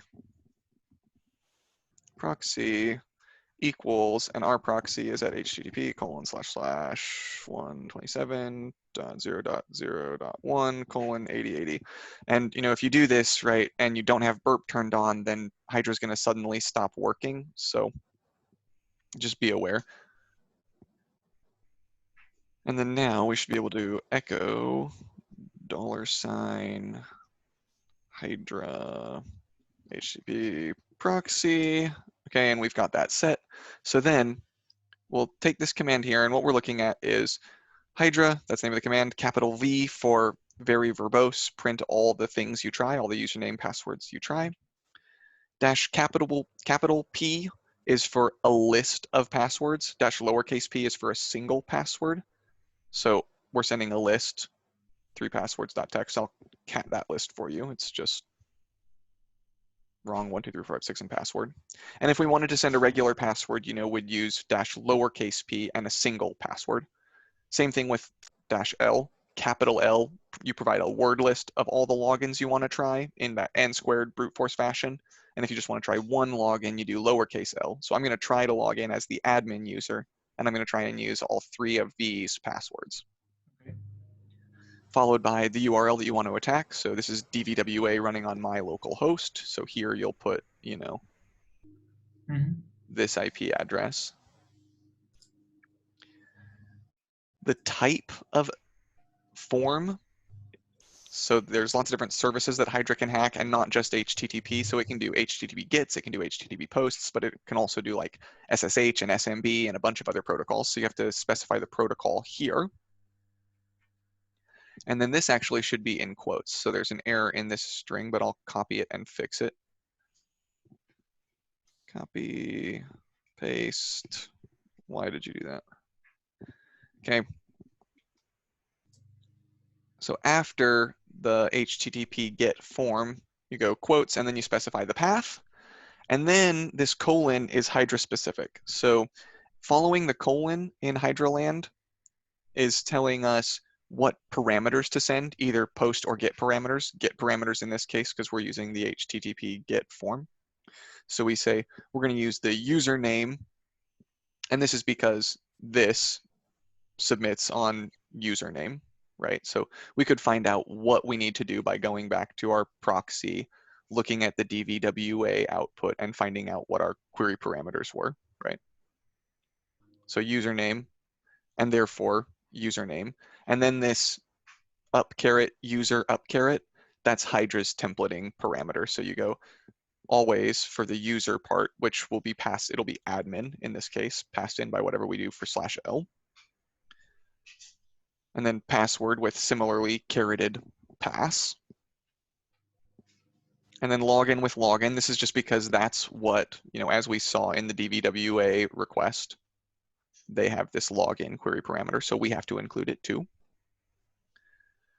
And then another colon, another hydra thing. This F equals username and or password incorrect. That's the text we look for on a failed login. So that's what indicates failure to Hydra. And you can also, if you happen to know it and you're not black box testing, you can do -S instead of -F for this is what a successful login should scan for. Okay, so we're going failure. If we see password and or username incorrect, we know it's a failure. And then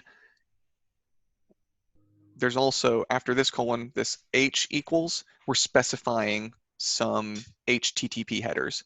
And on DVWA, in order to access the brute force page, you need to have this cookie.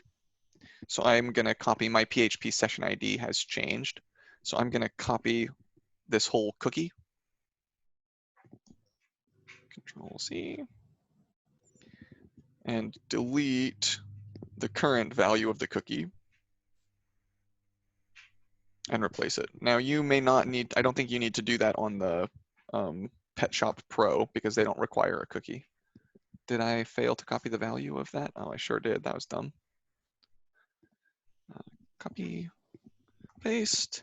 Okay, and then one thing to be careful here of, this colon is not escaped, and colon has special Hydra meaning. So whenever you're adding custom headers to Hydra, make sure you escape the colons. Okay, and then I run Hydra here. It thinks that, oh, I'm missing the closing quote.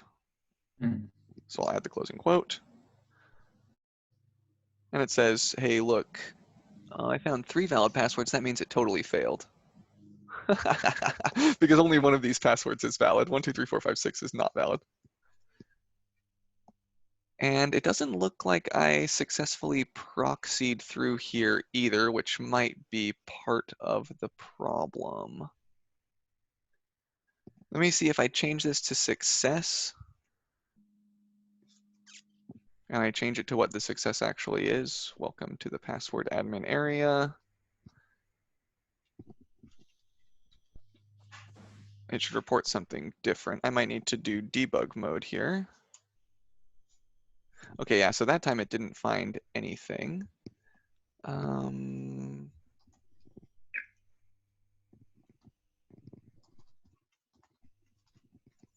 think I have my HTTP proxy set up wrong. Oh, I do. It's Hydra proxy HTTP, not Hydra proxy H. Okay, so when I did this, I actually need Hydra proxy HTTP instead of the other way around. Okay, now when I send these requests, okay, boom, now I see them in my proxy, so that's very useful. And I can look for the one that should have worked. This one here should have worked, but I get a 400 bad requests. So this is one of the reasons I really like proxying my requests through Burp when I'm doing Hydra, is because Hydra's output information is not very clear sometimes what's going wrong. It just kind of is wrong. So if I look at this request, can I figure out what's wrong with it? I go to vulnerabilities brute, the session ID looks right. GGO, GGO, username login. It's got the cookie value.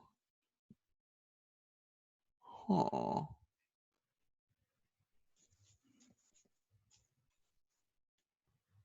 So what's going wrong here?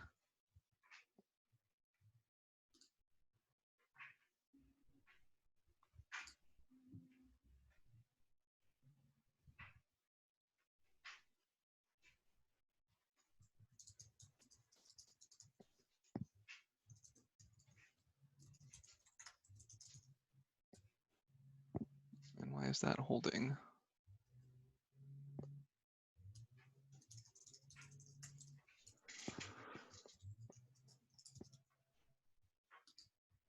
It's a get.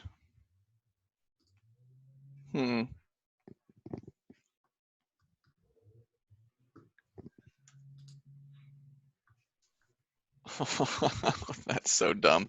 Okay, did you see what it was that was the problem? Because I had forgotten, I left this hanging, and then I did a new line and then put a quote here. Is the new line? The new line character is what was screwing me up. So I reran the request with the ending quote in the right place. It makes these 3 requests, and it says, I found the right one. Bingo.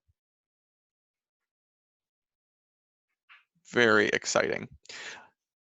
Okay, so what I want you to do is, how would we construct a hydra request to find the correct username? And I don't actually know what word list they use on the back end to create these usernames, but every time I've run it, the correct ones have been somewhere in RockU. They might be a long way down, so this hydra thing might take you a long time to do, but let's work on a query together to break into the admin login. And we want to start by finding a valid user. Yeah, the main difference that I noticed between the first example and this one is that we don't have, or at least I didn't see any query params in Pet Shop Pro. Yeah. Is this a post or is it a get?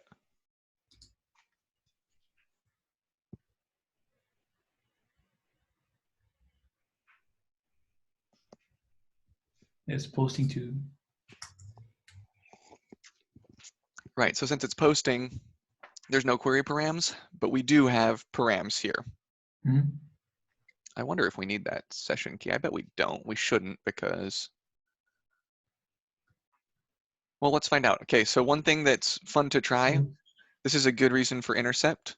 Let's turn intercept on, and I want to go ABC, whatever. I want to make a bad request, and I want to alter this request before I forward it. I want to see if I just don't have a session cookie, what happens.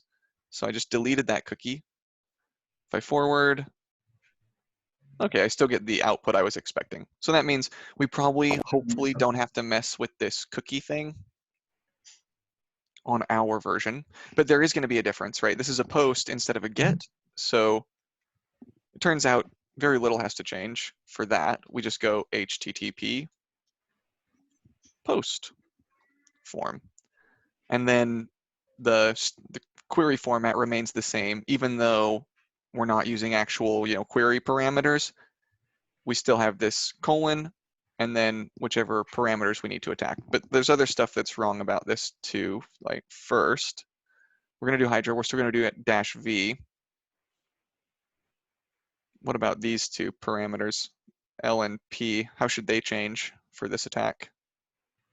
So P should be, so first we need to use the RockU txt, and P, I think it has to capitalize P was for a set of different passwords, right? Right. And we have that, right? So that has to be the same. We have a list of passwords, right?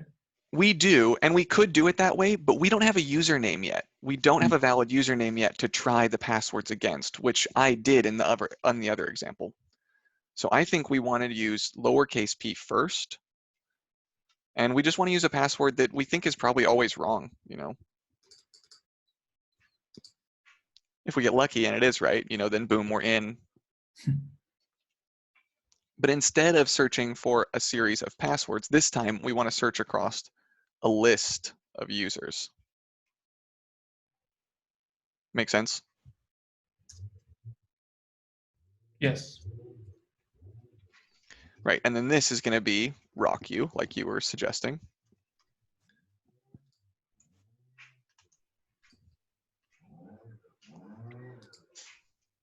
Wherever you saved it, obviously. Okay, and what about this IP address? It has to change to the actual logging IP address. Okay, so let's fix that. We already fixed this to be post. And then this whole query string should change. So I'm just going to delete all of it, and we should start from scratch because it'll help us to remember the particular format. So the first thing we want to do is, what should I paste first? I think it's the actual link to the login page, right? Yeah, right. So we want the path. Okay.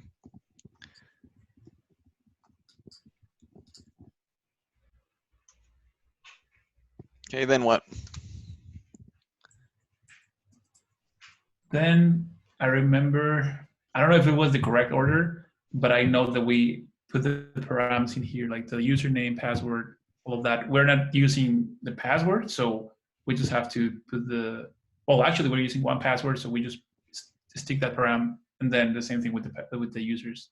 Okay, right. And the thing that the special keyword in Hydra again is the colon. The colon's the separator.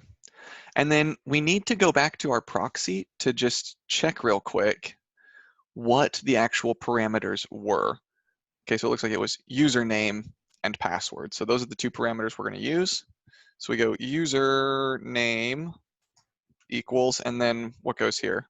The Yeah. That caret. And this one is for user.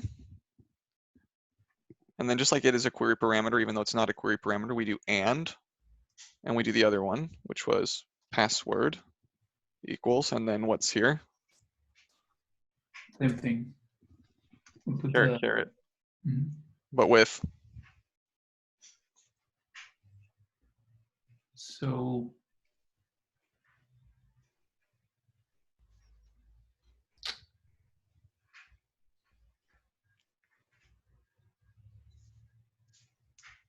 okay, and then we're almost done. We've specified where to put the user names, where to put the passwords. We want another colon, and then what else do we have to tell Hydra? The invalid message, right? Exactly. So we can either specify what we want it to treat as failure or what we want it to treat as success. And since we're looking for a username, if we see invalid username, it should be failure for that should be failure. Exactly. So we could say failure equals, I'll copy this, copy, paste. And alternatively, we could have done success equals, and since this time, I happened to show you that I know what success looks like when we find a valid password. Whoops, I'm still intercepting. We could have said success equals invalid password, but we couldn't have known that until after we found a valid username, so it's more realistic to say failure equals invalid username. And then we're not going to use this -h thing with the cookie because we tested it without a session cookie and it seemed to work just fine. So then closing quote, send that bad boy off. Oh, what did I do wrong? Yeah, I got the same error. Invalid target definition. Ah, I know what I did. I bet you did the same thing. Because we're specifying it's an HTTP post form, we don't want to specify HTTP : / the IP address. The IP.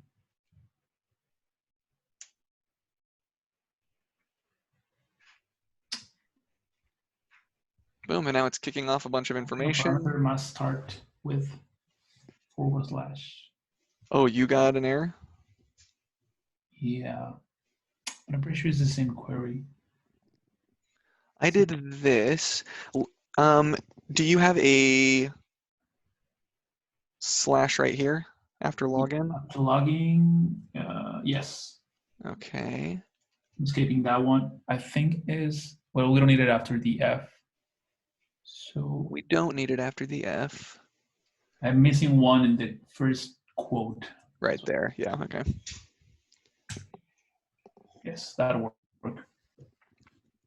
Okay, and then something that's nice about Hydra, I don't know if you noticed, but I Control-C'd while we were talking so we could talk about your problem.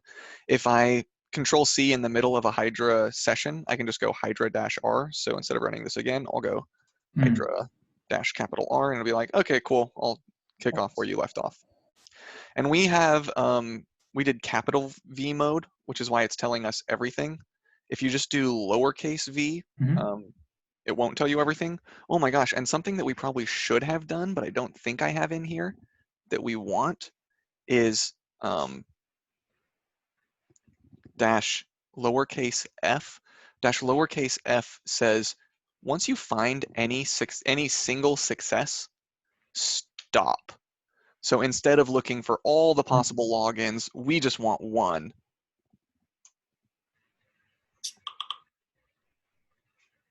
And then I can kick this off and it'll still rerun. And now if I go to my HTTP proxy, it's probably going to start getting crushed here in a second.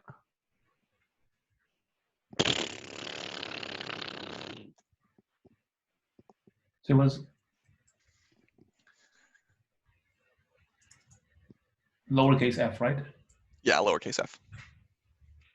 I think actually uppercase f is the same thing. I'm looking at the docs. It was after p.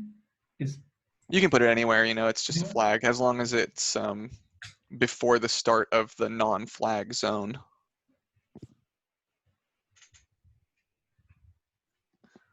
So I actually added mine to the very start, but it shouldn't really matter.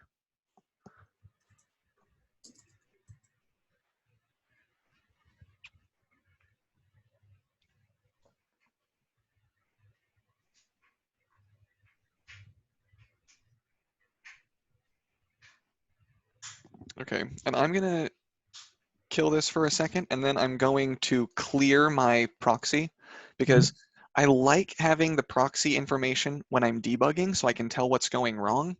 But now that it's just totally polluting my burp every 10 seconds with a zillion requests, I don't really want that. So I'm gonna go export $. Actually, I'm gonna use my command R trick. Export, this is the one that worked, export proxy HTTP. I'm just gonna set this back equal to nothing. And then if I echo hydra proxy HTTP, should be nothing. And then if I hydra-r, whoops, clear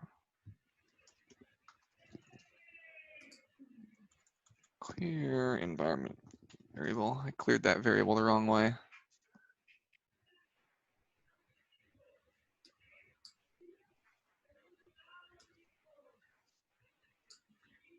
Oh, I wanted unset. Unset hydra proxy HTTP.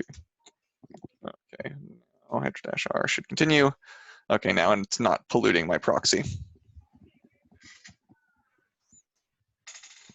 And it will just automatically stop whenever it finds a successful one, and it will output the. Exactly. And if you want this to run faster, you can also increase the number of threads. I wonder if it'll increase with R. You can see you can use -T, and I think 64 is the maximum number. Yeah, max 64 tasks per server. So now I'm doing 64 attacks at once instead of just 16. I think, although I still only see up to child 15 in here, so maybe it didn't quite work.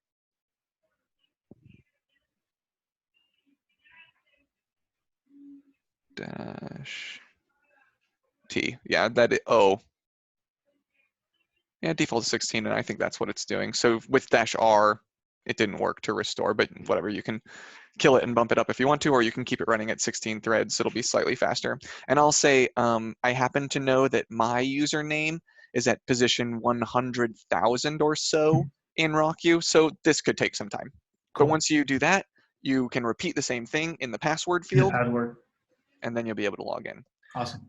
Okay, so the last attack, while this is, just doing its thing, the last attack I wanted to demonstrate is cross-site scripting. And you said you've heard of cross-site scripting, so tell me what you know about it. I'll note that basically, for example, let's take a form as an example. You can, it can be in multiple ways, but in a form, for example, when you're submitting something, instead of just typing your name or whatever you're supposed to type into the form, you can actually try to insert some kind of script, like a script tag, for example, and insert some JavaScript in that request. Exactly. And so there's only one way that this attack is, possible, and that is if user input gets injected into the page somehow. Mm-hmm. There's 3 sort of flavors of XSS, and 2 of them involve directly injecting a script. Okay, there's stored and reflected.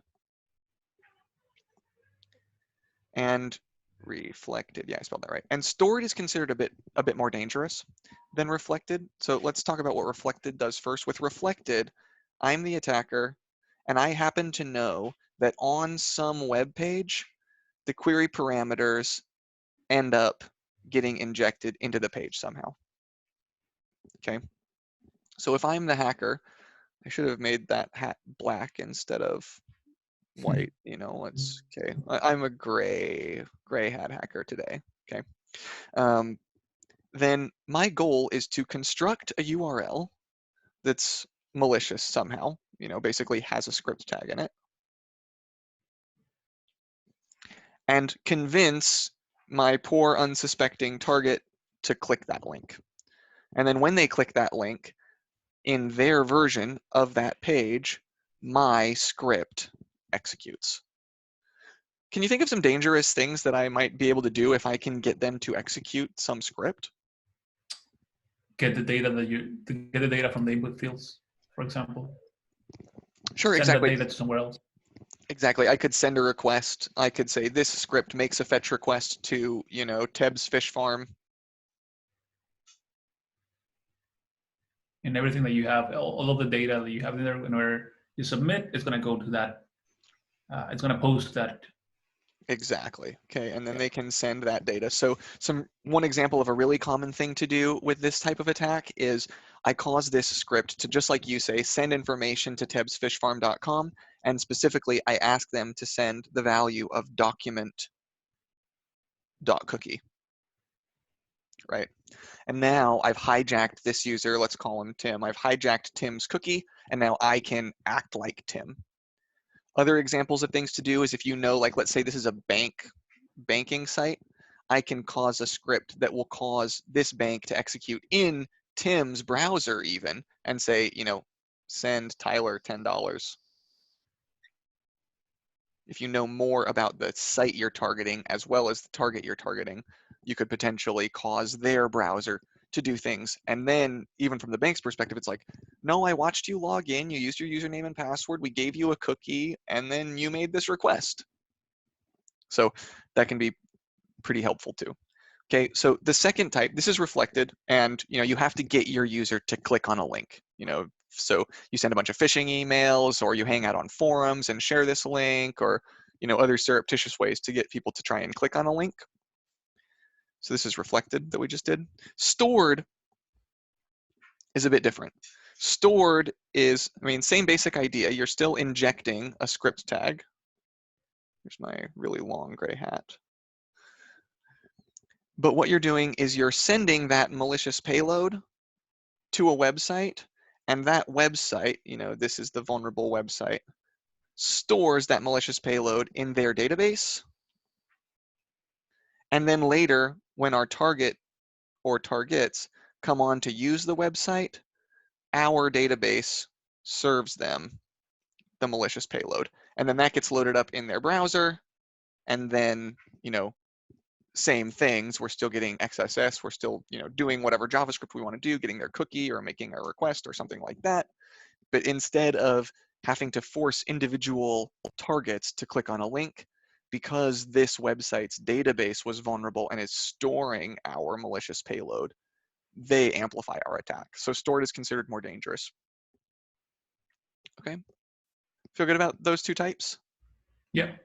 The third type, which I'm not going to demonstrate, but you should be aware of, is called DOM XSS. And with DOM XSS, instead of injecting a script directly onto a website that's going to run and cause some bad behavior, what you want to do instead is you inject something onto the page that changes the behavior of JavaScript that's already running on the page without inserting new JavaScript. So one example of how this might work is, let's say you've got two fields on a form. You could have your malicious payload inject a hidden field onto that form, say that could overwrite one of these two fields, change the amount of a payment in a form, for example. And then this goes off to the web server and something malicious has happened, but you didn't actually cause any new JavaScript to run. You just found a way to get this piece of HTML into the page. So this is a way where if they're cleverly stopping this text, for example, from ever getting into the page, but they'll allow this text. Whoops. I said eraser. Right, but they allow input tags to be injected into the page. Then you can do DOM XSS, even though they're not letting you do script XSS. Does that make sense? Yes. Okay. Sweet. So on DVWA, very simple to execute this attack. Look, I'm still looking for Yeah. 15,000. But this is really cool to know, because I knew that this was always been the way. Like, you try a bunch passwords into a username, but knowing the tools and knowing the logic, like you say, like, it doesn't matter what you know. You can at least, if you know something like the path and either the valid or invalid, you can do a lot of things with that. You don't know. You don't have to have a lot of pieces of the puzzle. You can start with Absolutely. one piece, because if you get the path, then with the path you can try a bunch of stuff, and with that you can get more data, and then you can get more data, and so on and so on. So it starts with one piece of information, and then, like you said, it's going deeper and deeper. Exactly. And once you've got the username and the password, you're going to have new powers because you've logged in as an admin, and then you can try and exploit those new powers too. Yes. Okay, so here's reflected XSS. This is distracting me, so I'm going to cover it so it looks like it's not moving. The reflected XSS, if I type in, Tyler, Tyler gets on the page. And if you ever see anything like that, there's a form and you can save some information and that information appears on the page at any time, then you might as well try for an XSS. We also notice up here that it's going to be reflected as XSS because it's a query parameter. So easy peasy on, easy mode. I can do script, and then I'll just go alert, and then I'll say gotcha, and then end my script tag. Boom. On harder modes, there's lots of things you can do to try and mitigate this, right? Which is, escape all the characters properly. So you're always using :GT ampersand or whatever it is. I think it's backwards of that, ampersand :GT, instead of the greater than symbol, right? So properly escape your HTML. Don't allow things like script, never allow someone to just put script directly on the page. And if you change the DVA security levels, it'll add some of those mitigations. And in Impossible, they've added all the mitigations, and it's actually impossible to do XSS. Most of the time, I mean, like React does some of this for you if you're using a library, a well-known library. They kind of do some of the prevention and mitigation of allowing this insert in the first place, so that can be quite helpful. Then let's look at stored, the difference between stored. This is actually a nice little cuteness. See how if I keep typing, they've got some front-end validation here. You can only have a short name. And they have the same thing on message. It can't be too long, or maybe, yeah, see, only up to there. Mm-hmm. So they're trying to use front-end validation to limit the amount of, possible injection that I can do, which is cute, but we all know that front-end validation is not good enough, right? So if I go back to my proxy and turn intercept on, and you could also do this with like Postman as another tool you could use to break the front-end validation, obviously. I sign the guest book, and instead of saying name, SDKFLAD, whatever, I'm going to put my script tag in here. Script. Let's go alert document.cookie. Script. For the request, I get back here, there's my cookie. And the great thing about stored XSS, right, is now without, I can go to any other page, and then I can come back to, oh, turn intercept off. I can come back to that stored XSS page, and I still get it, right? Because the database is what's serving me this malicious payload, not anything else.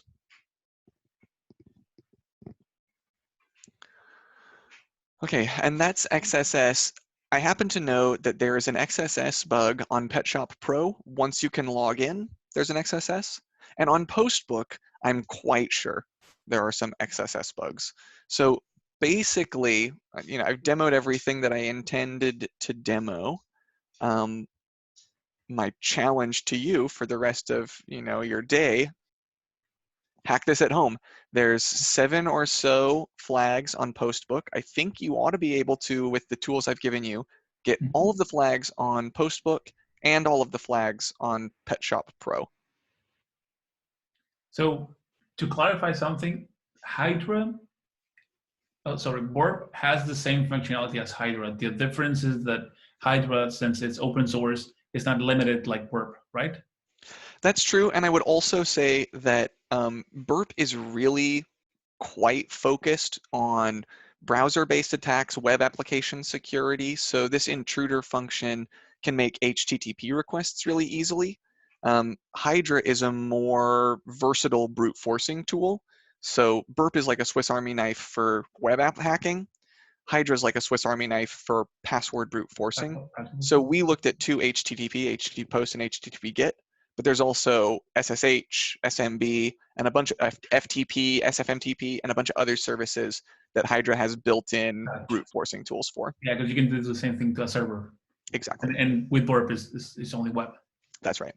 Okay, that makes sense. Cool. What else? I'm just trying to digest. It was a lot of info because I never touched any of these tools. I knew some of the basics, but this is really cool to know. Like, there's a lot of things that you can start doing to your own applications to know, like where it's really easy to know where to start, because you can, like you said, you can just take one path. Like, I may have an idea where to start, but these tools are going to give me more information on where should I start, and it's just a pick and choose kind of thing.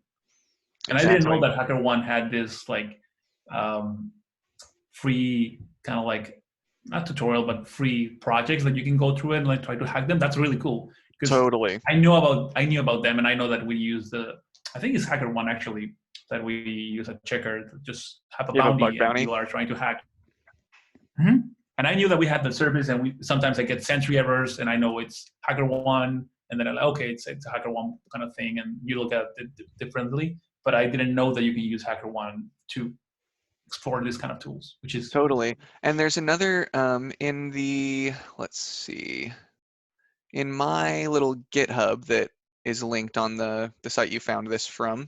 If you go to lessons and then number 8, further exploration, there's another really useful, so I call out HackerOne here, obviously, and then there's another really great one called Hack the Box. And Hack the Box, the first hack you have to do is join. Where is join? It's like get an invite.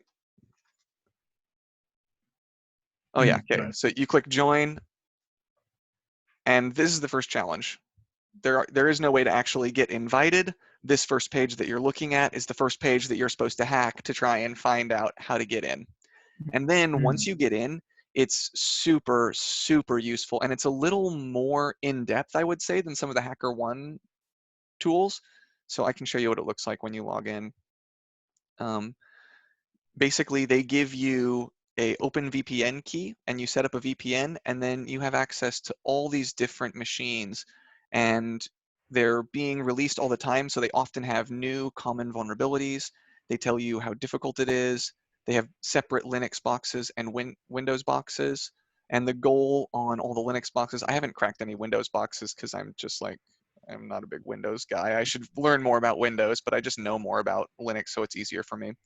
The goal on each of these is to first gain access to a file that's in some user's directory, in the user's home directory, and then gain access to a file on the user's root, on the machine's root directory. And these are really good. The HackerOne is a great place to start, but they're all kind of web apps only, at least the ones that I've tried to crack. On Hack the Box, there's a web app, but there's also lots of other services going on as well. So you'll start using tools like Nmap to do port scans and see oh, they're listening on port 80 and they're listening on port 22 for HTTP and for SSH, but they're also listening on this weird obscure port that I've never heard of. And then you go Google that port and you're like, oh, that's Elasticsearch. Elasticsearch always opens up a service listening on that port. So then you'll search for CVEs against Elasticsearch or something like that and try and find a way to exploit services that aren't just the main web server. So it's a way to get a little bit further into the network side of this kind of offensive security. So, you know, this is some other good, whoops, that's not where I wanted to be.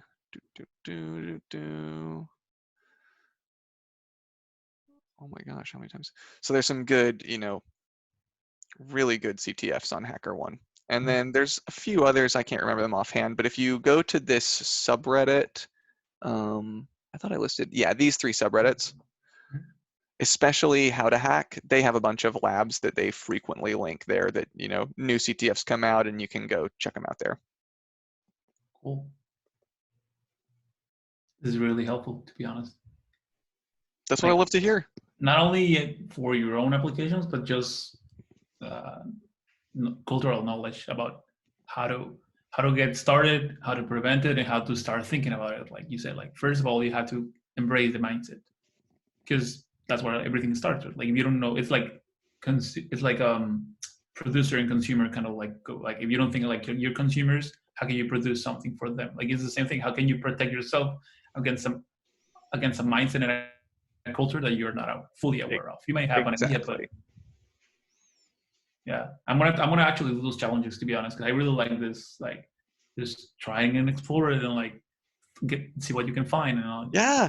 Oh, it's a great puzzle. Now it's easier because you know the tools. Like before, for me was kind of like obscure. Like I know cross-site scripting. I know that you can like put the script tag and like alert when you said get a cookie or get other stuff, right? But like the brute forcing passwords and like how to get the paths that are valid and navigate those paths. Like I didn't know how to do that, and now with these tools, like you know where to start and how to start looking. And if not, you get stuck. You just, like you said, like grab a piece of data and Google it. Bingo. Exactly. Good. And, you know, if you want to pivot your career, it sounds like you're kind of young in your development career. Security is a great way to go. If you find out you like this a little bit more than you like building websites, there's a lot of money to be made in breaking websites too. Yeah, I didn't realize that too. I mean, I knew security was a big thing, but this gives you a better perspective of how this side of tech works. And like I said, there's a whole new industry that is just surrounding data and protection and security. Oh yeah. Okay, so anything else you want to ask before I drop off? Just a follow-up question regarding like the education side of it. Yeah. I kind of knew about. Well, I know that you. I don't know if you used to teach or you keep teaching on the same school that Michelle and David went. I don't teach at Bradfield anymore. Oh, okay. So you have like any other like courses or any other like, because I saw on the website and I saw the free workshop, which was the Python ones and this one. Yes, I have one class coming soon. If you go to AI Camp, I guess it's learn.xnextcon.com. I'll send this to chat. I don't know why they don't just buy aicamp.com. But I have a deep learning class coming up at the end of April. Okay. And the materials for that are also available on GitHub. So you can start looking at them. I'm updating them right now to be TensorFlow 2. Very, very fancy. Ooh. You got to speak Python for that class, but Python is very similar. If you already speak Ruby and JavaScript, Python will be a breeze for you to learn. Yeah, I've done a couple of interviews for people at Computer Checker, and they use Python, and it seems like really straightforward. Like it's really intuitive, I think. Yeah, it's a great, easy language to learn, and it works. You know, it's a dynamically typed language, just like JavaScript and Ruby. It's an interpreted language for the most part, just like JavaScript and Ruby. So you could learn it really, really quick. If you're interested in deep learning, that's the only course I have scheduled right now. I'm working on an Intro to Python course, but I think that'll be honestly a little too basic for you, given where you're at. And then I don't have anything else scheduled. I do have a bunch of materials. If you just go to my Tebs Lab page, I have a bunch of different open source materials here. So if you're interested in exploring graph theory or there's a few more labs here in the offensive web stuff. We used the first part of these resources. I've got a data structures and algorithms course, which is kind of very core CS, just very beginner stuff. I mean, not necessarily all beginner stuff, but it's CS 101, more or less. Yeah. And then I'm thinking about trying to start offering more paid workshops just myself, but I haven't really gotten there yet. I've done a few like corporate trainings, and I can do corporate trainings on any of these. So if Checker wants to hire me to run a longer workshop or this same workshop for a bunch of the devs, that'd be great. I'd love to do something like that. Awesome. But I don't have any classes really right now for individuals besides that deep learning one. Cool. But it's great to know, and I'll keep looking. I'll keep like refreshing just to see what's new on your side. Yeah. And sign up to my newsletter. It doesn't suck. Well, of course we will do. Just go to the main website at the bottom of every page. You can sign up for the lab report. Nice. Awesome. Really grateful for the opportunity, and like especially that you stick, even though I was the only one that showed up. Like I love that you just stick with me and like give me the whole course and the whole information, even though it was just me. I really appreciate the opportunity. My pleasure. And then, just like Michelle did, later you'll mention to someone else, hey, this guy's he's pretty cool. Yeah, trust me, I will do the same thing. Actually, I have, I talked to my manager about like, hey, I'm going to take the morning on Friday and just take this course and be like, you know what, let's schedule something next week so you can show us what you learn and like just spread the knowledge. Like it will be cool for you. And obviously, Yeah, do that for sure. And then, tell him, by the way, I've run this as a full one-day class, so I'll do the same information you got, plus SQL injection, plus command injection, and then you can start getting a little further in. Yeah, that's what I was planning on doing. Like, okay, like this is what I learned, but this is the whole picture. There's so many things that we can add into this knowledge. Sweet. Awesome. Thank you very much, Tyler. I really appreciate the time. Yeah, my pleasure. See you next time. Have a great weekend. You too.